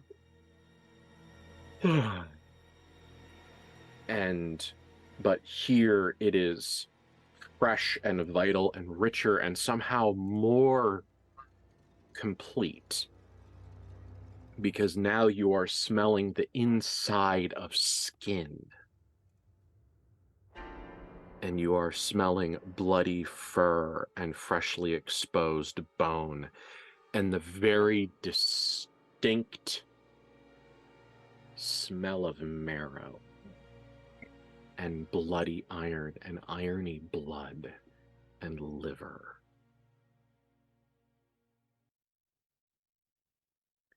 And in this chest are crowns and cloaks.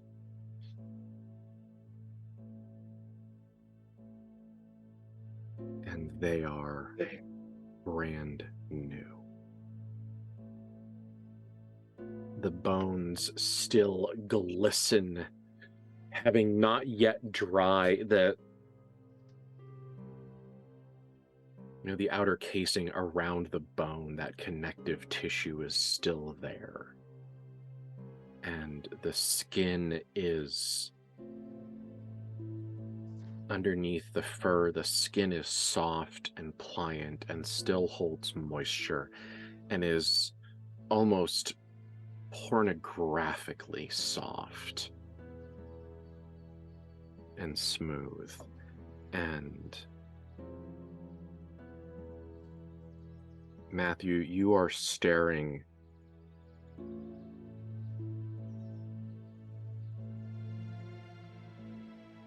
at what you really wished was animal bones, but is not.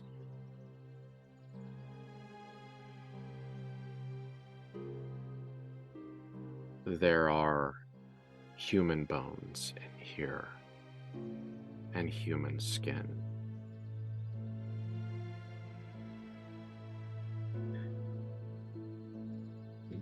But the bones have been wired into beautiful crowns, ribs and tarsals and carpals and other bones have been wired together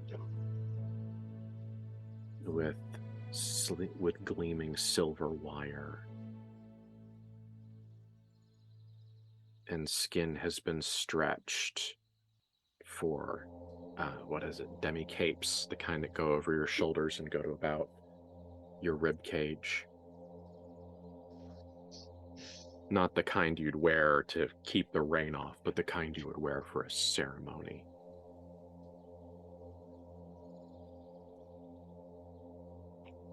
I know that this isn't a creature, so tell me if this is stretching it a little too far. Okay. But there's learned something about the creature's true nature as part of magical intuition, and the vibe I'm getting here is infernal as opposed to Metropolis. But I'm trying to be like, is that in like he's trying to like feel like the connection of like what this is connected to, because he's learned at this point that things are connected to things.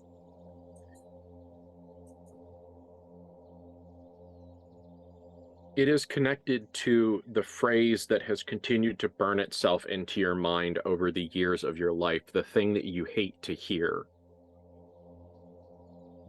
which is meaningless cruelty is the most absolute expression of power. Yeah, I get that vibe. Yeah. Because you don't know this. Well, we'll get there. You don't know this, but immediately upon seeing it, you get the very distinct sense that this person lived longer than you wanted them to in this process.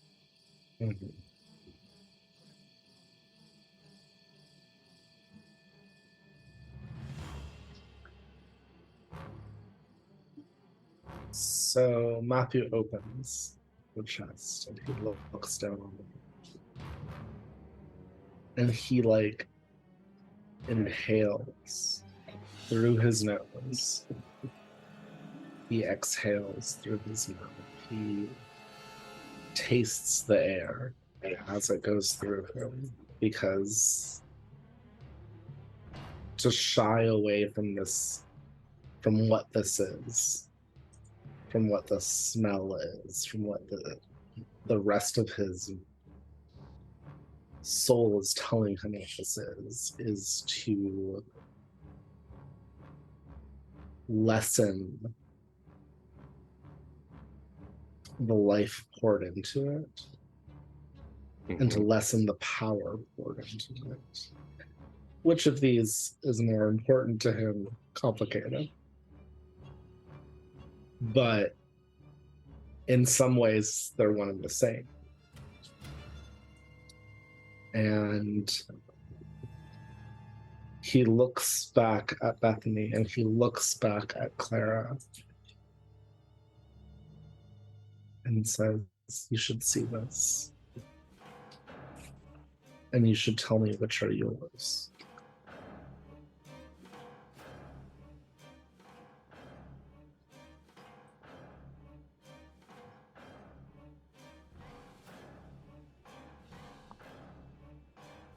And Clara, you are Lloyd Samuelson, the gardener. You have been proud to work at the Van Horst estate for 30 years.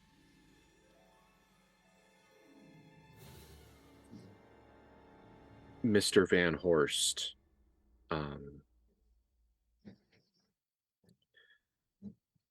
your daughter got sick and he paid for the surgery.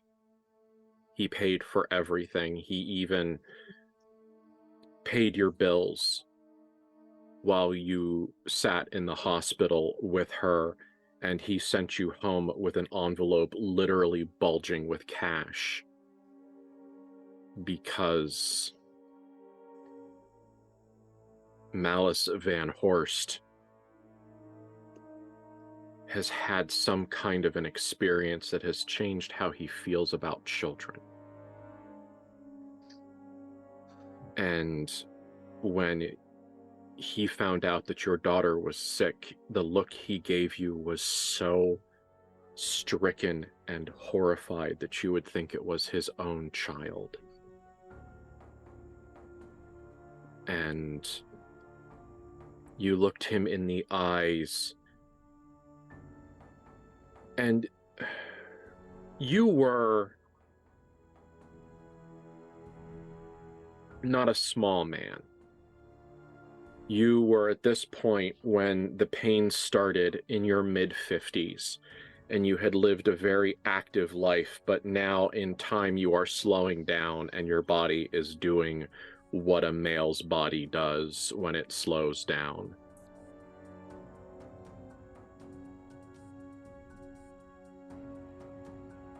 And you remember looking Malice Van Horst in the eye with that envelope of cash, and to you it was not cash, it was safety for your family. It was Christmas. It was food on the table and gifts for your wife, and it was the promise of bringing your child home in a car that was not fighting for the last sip of gas. And you knew that every piece of joy in your family's life for the next few months, and my God, every time you look at your child, will be because Malice Van Horst saw fit for it to happen. And so when you look him in the eyes and you say, if you ever need anything, you have it. And Malice Van Horst, in that playboy, almost Bruce Wayne, young Malice Van Horst smile, the smile that you all remember from when you were kids and just picked up, he smiles at you and he says, anything? And you say, yes, anything.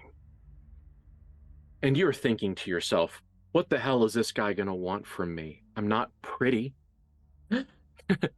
You know, what is this? What can this blue collar man possibly imagine for the extent of what someone like Malice Van Horst? What's he gonna do? Is he gonna ask you to kill a guy? Fine, he'll kill a guy right now for you. If Malice Van Horst brought someone he knows and handed him a gun and said, kill this man in exchange for your daughter's life, you would have done it twice. With your hands, with your hands. And so years later, when you go on a walk into the woods with Malice and St. John, as if you were their equal, with their beautiful hunting shotguns intricately engraved and etched and loved so thoroughly, and yours that you just bought from Sears because you've never had to go hunting before. It's hunting for sport, walking out in the woods. This is not the kind of thing that, well, your kind of people did for fun. But because Malice Van Horst took care of you, you had money in a cigar box, and you could go into that cigar box and drive right down to Sears and buy yourself the nicest shotgun you could find. And your shoulder is still sore from the practice shots you took to learn how to use it. And it is a confusing but wonderful day, because you feel like something so you feel like you have become part of something so wonderfully, terribly important.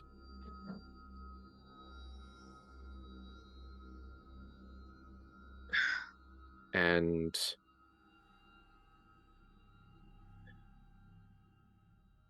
I will not describe the things that Clara now sees and feels and remembers, the transition from living thing to meat to garment.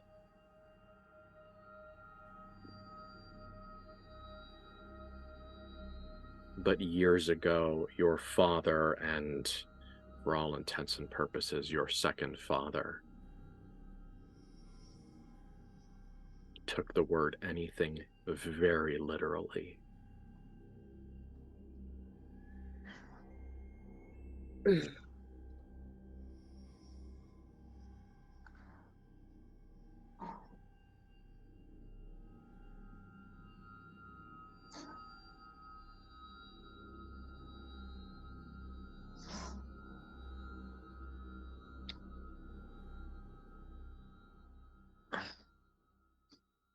So Clara just hits her knees and like looks like she kind of wants to crawl out of her own skin as Matthew touches these things. And the first thing she says is, "Take me off." And then she stops and goes, "No, no, no. Okay, whatever you need. Just be gentle."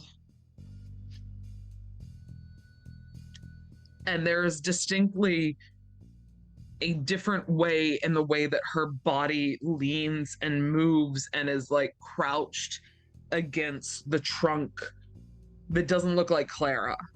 Like even when she is in pain and when she is hiding away from the world, she doesn't curl over this way. It's like her shoulders are bigger but hurting, and she's trying to hold a heavier weight than she normally can. And it doesn't totally sound like her voice. I'm gonna just use that third creature's true nature moment because he's like, what the fuck is this? Clara is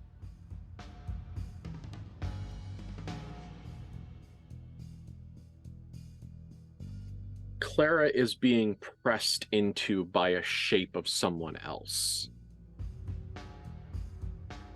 It is not like invasive, it's not climbing into her, but it is almost like the shape of that person is etched so indelibly into this small piece of the world that it is trying to pour Clara into a differently shaped vessel.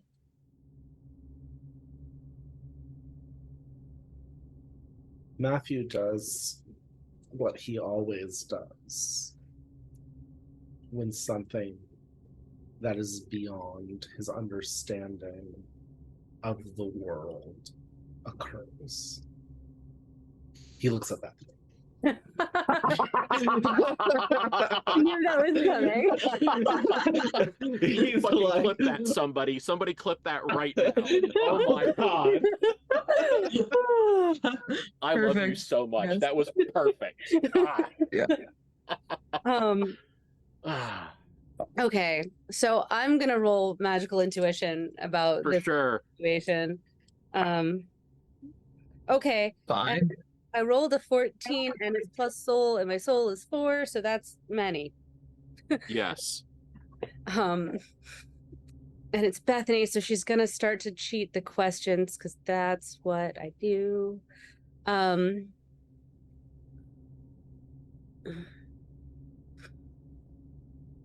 Because the first thing that she wants to know is, are these things the same things that were in the chest when they were children and she just didn't realize it? Or is this one a different one because Matthew opened it? Worse, third option. Okay.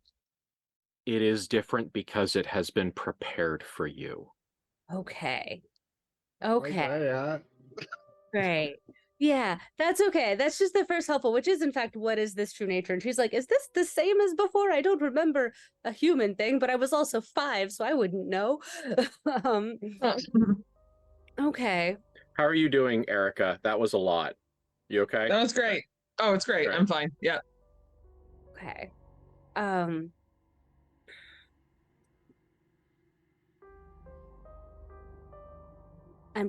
Bethany is gonna look at Clara and the shape that is around Clara. And because that was, this has been prepared for you, start to ask the thing questions through Clara of Okay. which is just, do you know your purpose?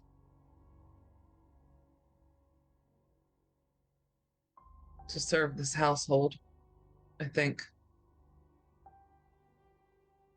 Were you left with any instructions? Then he given? You were prepared for this moment.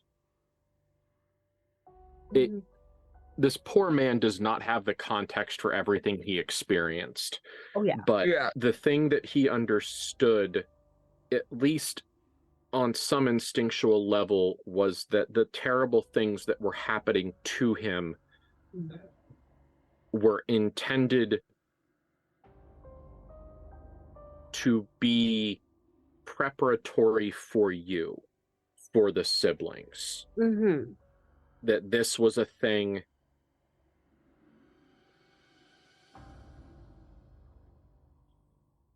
that this was a trade. Yeah. That Malice kept your daughter from the underworld, and so now he puts you in it. And at the end of the day, what would any parent do but put themselves there instead of their children? He doesn't understand. He understands that he is supposed to be a garment. He understands that once this stops hurting, he's going to be worn, but he doesn't know why. He just knows that, like, the only thing that something about the only thing they can gird themselves in is sacrifice. And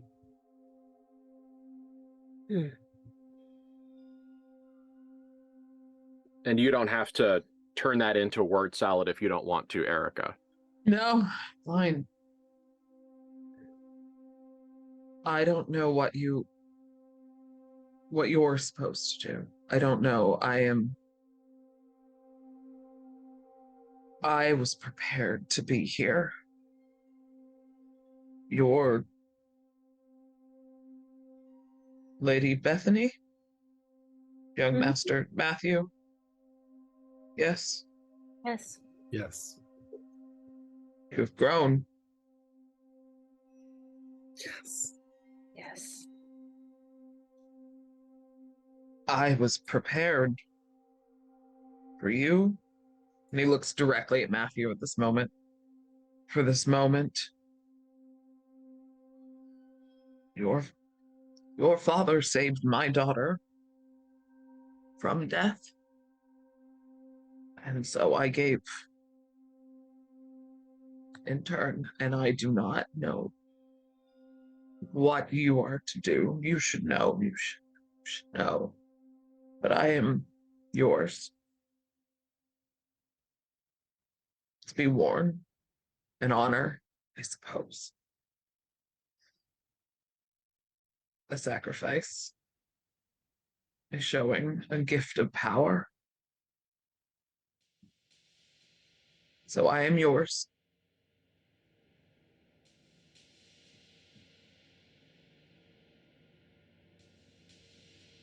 And he looks at the mantle that Matthew is wearing and, like, gives the bird cock of a head and a slight touch of Clara's hand against it and goes, I am yours. An acceptance. Matthew hasn't put the mantle on yet because he's like, whoa. But I assume that he's looking at just still in the thing. thing. Yeah. Yeah. because Matthew doesn't know which one is his yet.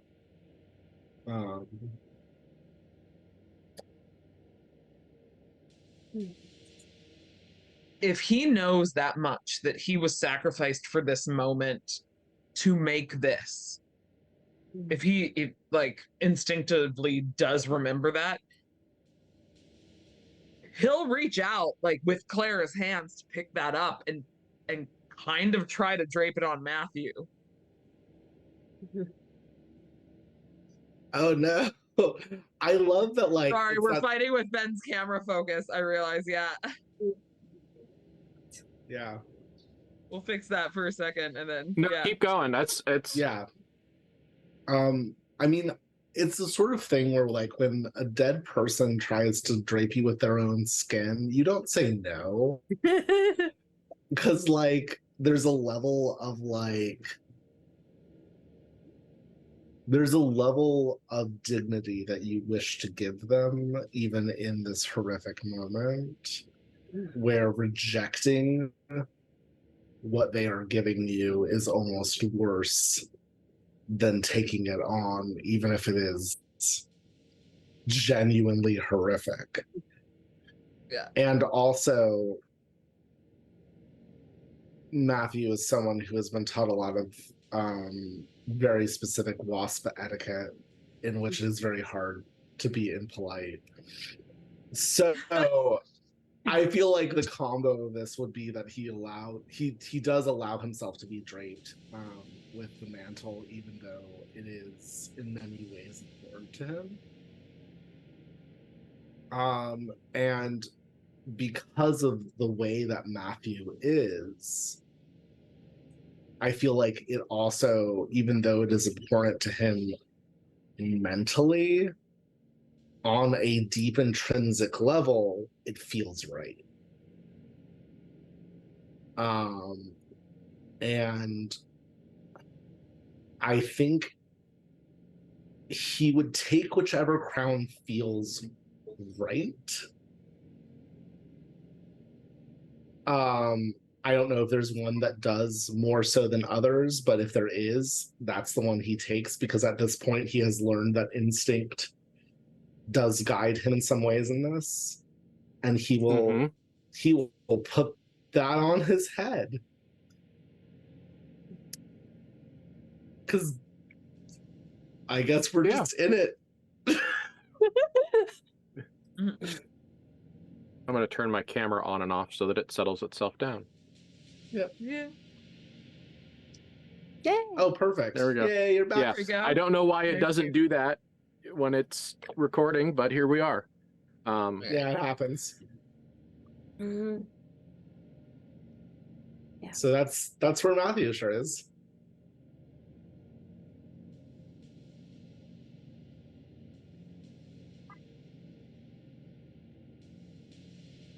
When the crown that you put on is mostly made from like finger, hand, and foot bones, because its style is that very rectangular, blocky, like I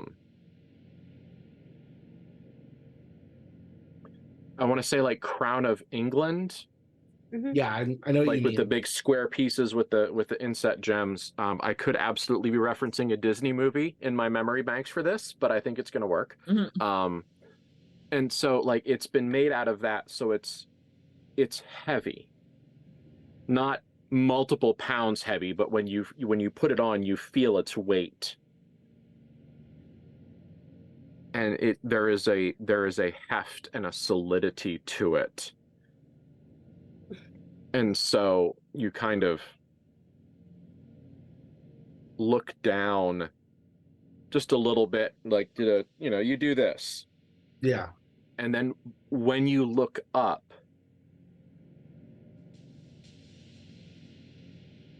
through the woods, you can see the unnatural right and 45-degree angles of human architecture,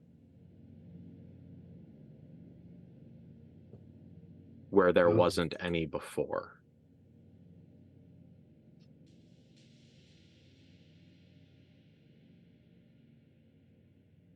Matthew looks at Bethany and says, I think you should put yours on.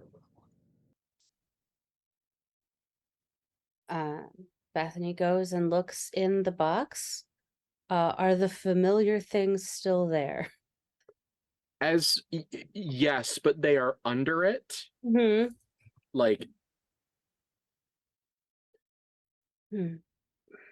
there are what's the word? Buried? It's the fancy word for stuff you wear that isn't adornments. No. I'll find it I'll wake up at 2:00 in the morning and scream it at the top of my lungs to give my wife a heart attack. There is enough of these new garments for all of you. But underneath that is then the old dusty ones. So Bethany will look at Matthew and go, should I wear a new one or an old one? I know which old one was mine. I don't know which new one is mine. See if one calls to you. Yep, she's gonna go for whichever one seems like it belongs to her. It is uncomfortably warm still. It is like this man died and was skinned and lightly stitched and then put in this box and then time was stopped.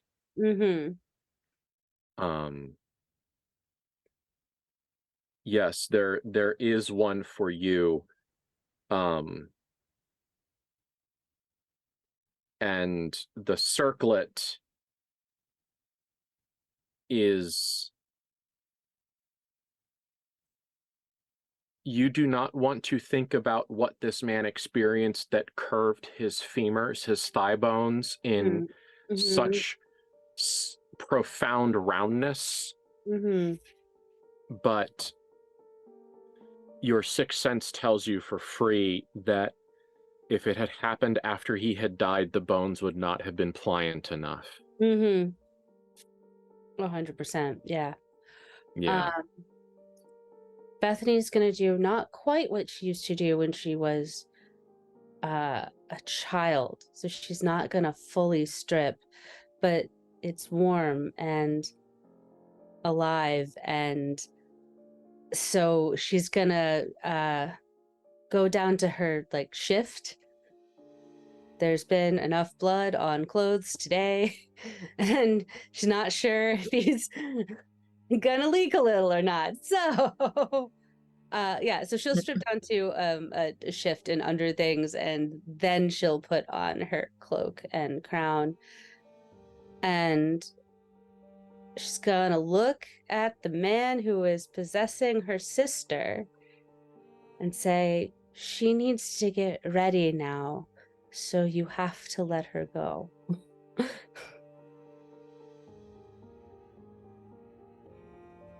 Clara, I think that what you're about to experience now is going to be the worst part of this. You knew this man, or you recognized him. He was a groundskeeper when you were young. He was a heavy-set, Western Pennsylvania. He was a Yinzer, classic make and model. Like raised entirely on fatty meat and complex carbohydrates.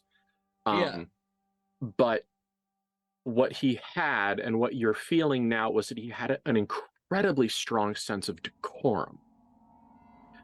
And so if he was doing his job, even if he was doing his job exactly the right way, at the right place, at the right time, and he was 100% correct, if he looked up and saw one of you, he felt that I shouldn't be seen. Feel that that I am in the way of them existing.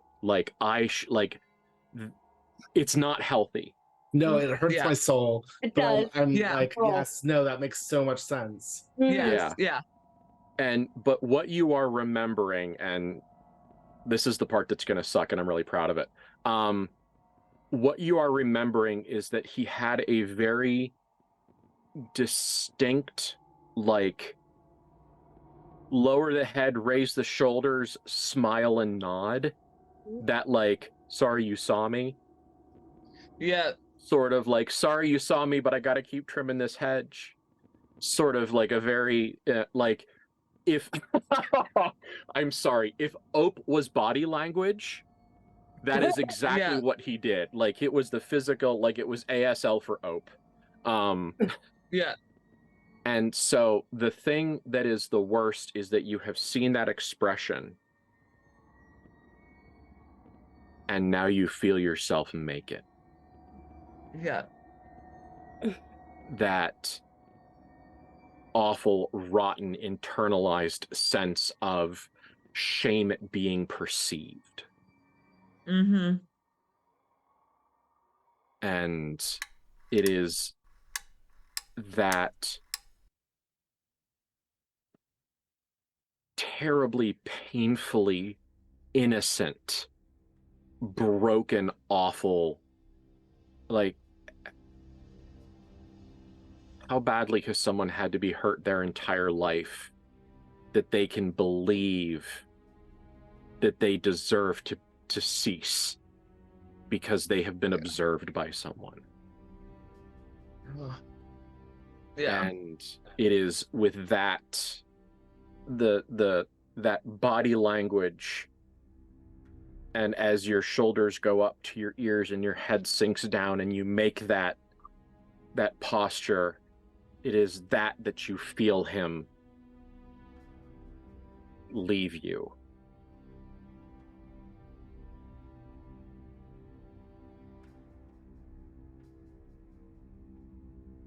She probably drops. Like, doesn't straight up pass out, but like hits her knees, hits the grass, because she wasn't holding up her own body for the last X however long. Mm-hmm. And then suddenly she has control again. So she hits the ground and then it's like, oh. Okay. All right.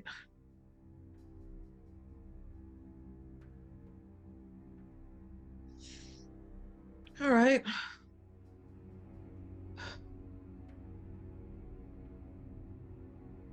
I would really like a cigarette and a drink, but I suspect we have more important things to do. You know what happened?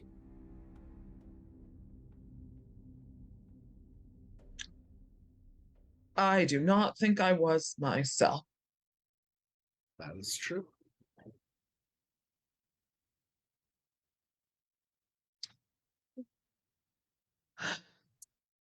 We will get you that cigarette and drink, but After? after I don't even know what we're doing, but we are. Do you remember who you were, or who was in you? the groundskeeper. He wishes The to big give us guy. the gift. And I don't even remember his name, which is awful. I should remember his name. We should remember his name, and I don't. remember his sacrifice instead. Fuck, what was his name? He was here forever. Fuck. All right. Clara, Yes. what matters right now, even more than his name, is what he chose to give. And what he wanted us to do with it. Okay.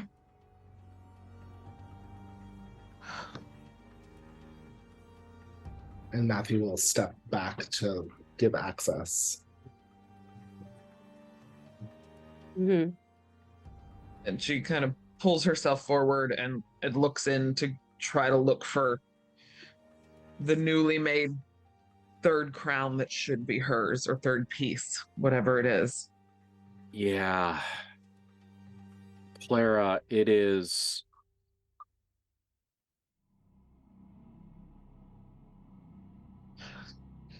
It's like, it's one of these. It's over the head, and it's like a sun. It's like a solar disk.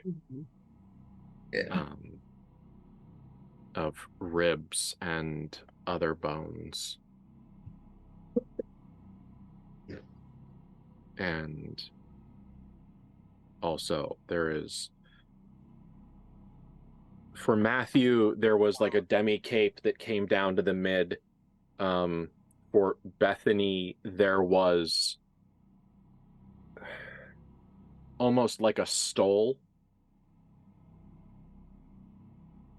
And for Clara, there is a like off one shoulder kind of very dramatic piece.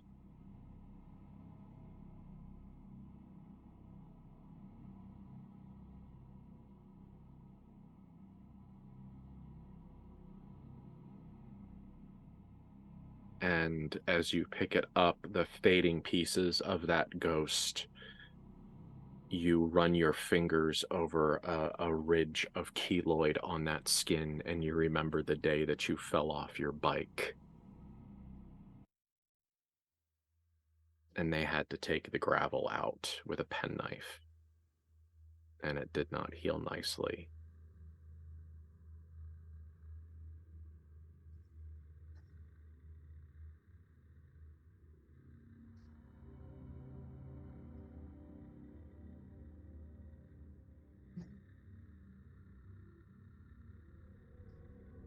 But do you put it on?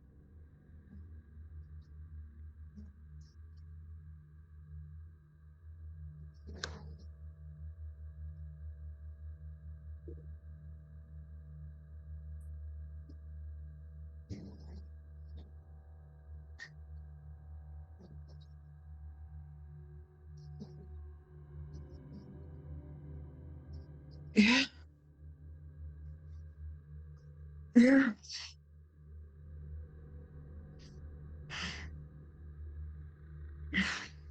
And the three of you are attired in sacrifice, which is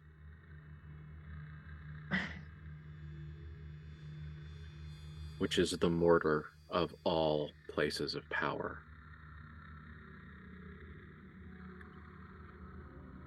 And I remind you of a time before now, right after Papa died, when you opened an impossible door in the basement and went to Inferno, that the key was shaped strangely and you had to tilt it at an angle to bring the visual trick of the lock and key and symbol directly into line, and then the key would go into the lock and turn and open and ruin everything. And it is like that, but it is a building. Because now, slightly through a few trees, in a clearing that wasn't a clearing before, is a sturdy stone chapel made from big, heavy stone.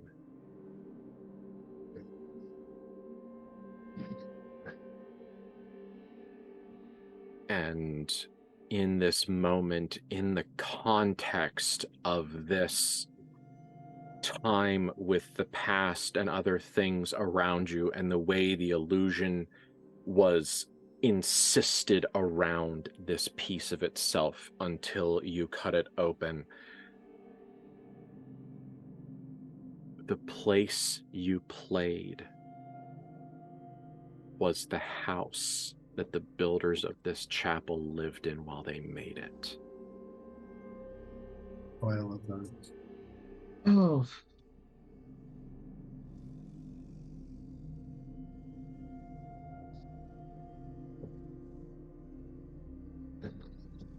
And your souls felt the draw of power.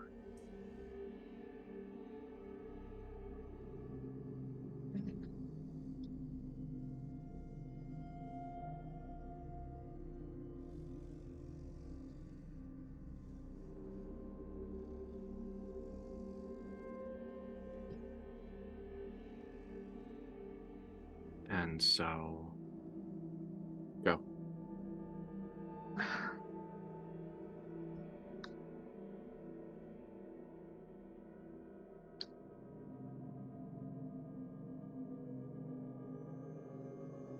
I want to do things, but I think I'll leave it there and we'll leave it for next time. Okay. As we kind of stare at the chapel and we do the camera pullback. Okay. Yeah. I want to do a after credit scene real quick. So we're going to do that, but after we'd have a quick check-in. That was kind of heavy. How are my friends? Very good. I was a little bit worried that the specificity of the body horror was going to come up against someone's limits, which is why I kind of suddenly went vague. So, but I'm glad that we didn't do that. I appreciate your trust in us, frankly. Yes. I love me some body horror, so it's great. Yeah, like we're in this horror, frankly. Well, there was a way to describe that experience that could have very easily led into fat shaming. Valid. Yeah. And Understood. so, like, I was kind of like, I was going to do this, and now we're not. Understood. Yeah, no, I agree with not doing that. So. Yeah. But good. I'm glad that settled well and wrongly. So yeah, next game we will explore this chapel. I'm excited. And then ask a question that no one's asked yet, which is, what did our father wear to get here? Oof. Ooh, yeah.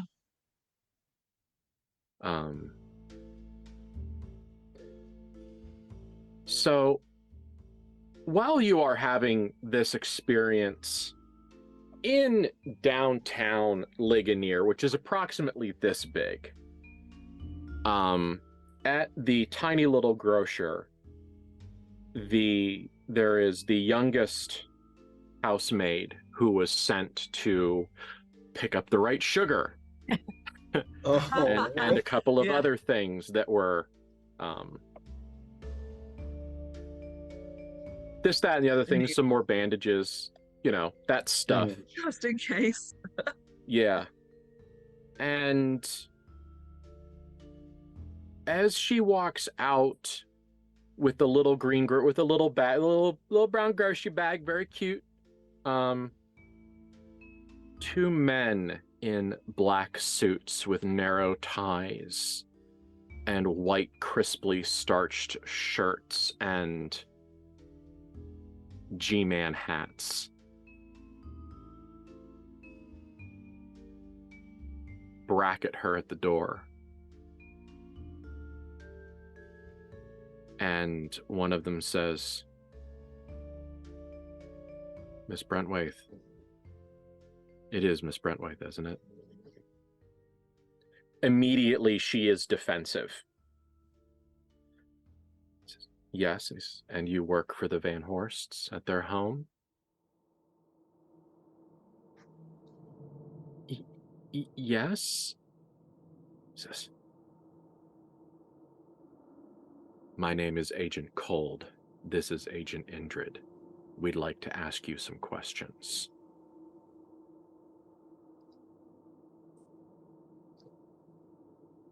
Love it. Oh. We're fine. Everything's fine. It's fine. And we'll see if the one cryptid nerd that watches this starts scraping their head off, because there was an Easter egg in there. So yeah, we will see you in 2 weeks, unless something surprises us. So it is what, the 30th today? So that would be we'll talk about it. Because that would be the 13th. So we'll do some troubleshooting and we'll let you know. Yeah. Yeah. If we pre-record, it'll be fine. If we pre-record, it'll be. we're good. Otherwise, it'll be the day after my 40th birthday. So, Yeah. hopefully we'll pre-record. Yeah, we're gonna make it happen. Yeah. Yeah. So yeah. Curtis, thank you for making the first Van Horst commercial. Yeah, that was amazing. Which was- Oh, which cool. was So good. Oh, cool. I hope that those of you that are extensively schooled in the setting recognized all of the Easter eggs that Curtis put in there, Oh, so good. because there was a fucking lot of them. It was fantastic, and I'm thrilled. Really cool. So yeah. Yeah, guys, take care of yourselves. You are worth being perceived. You should never feel like you don't deserve to exist anywhere. You deserve to exist at all times and in all places. You're worth your work of yourself and others. And so, yeah, that's all I have to say. Is anybody else? All right. So we thank you very much, and we will see you in 2 weeks for something even worse somehow. So thank you and good night. Okay. Bye. Little by little, piece by piece, I take back what's been stolen from me. Little by little, piece by piece, until I'm complete.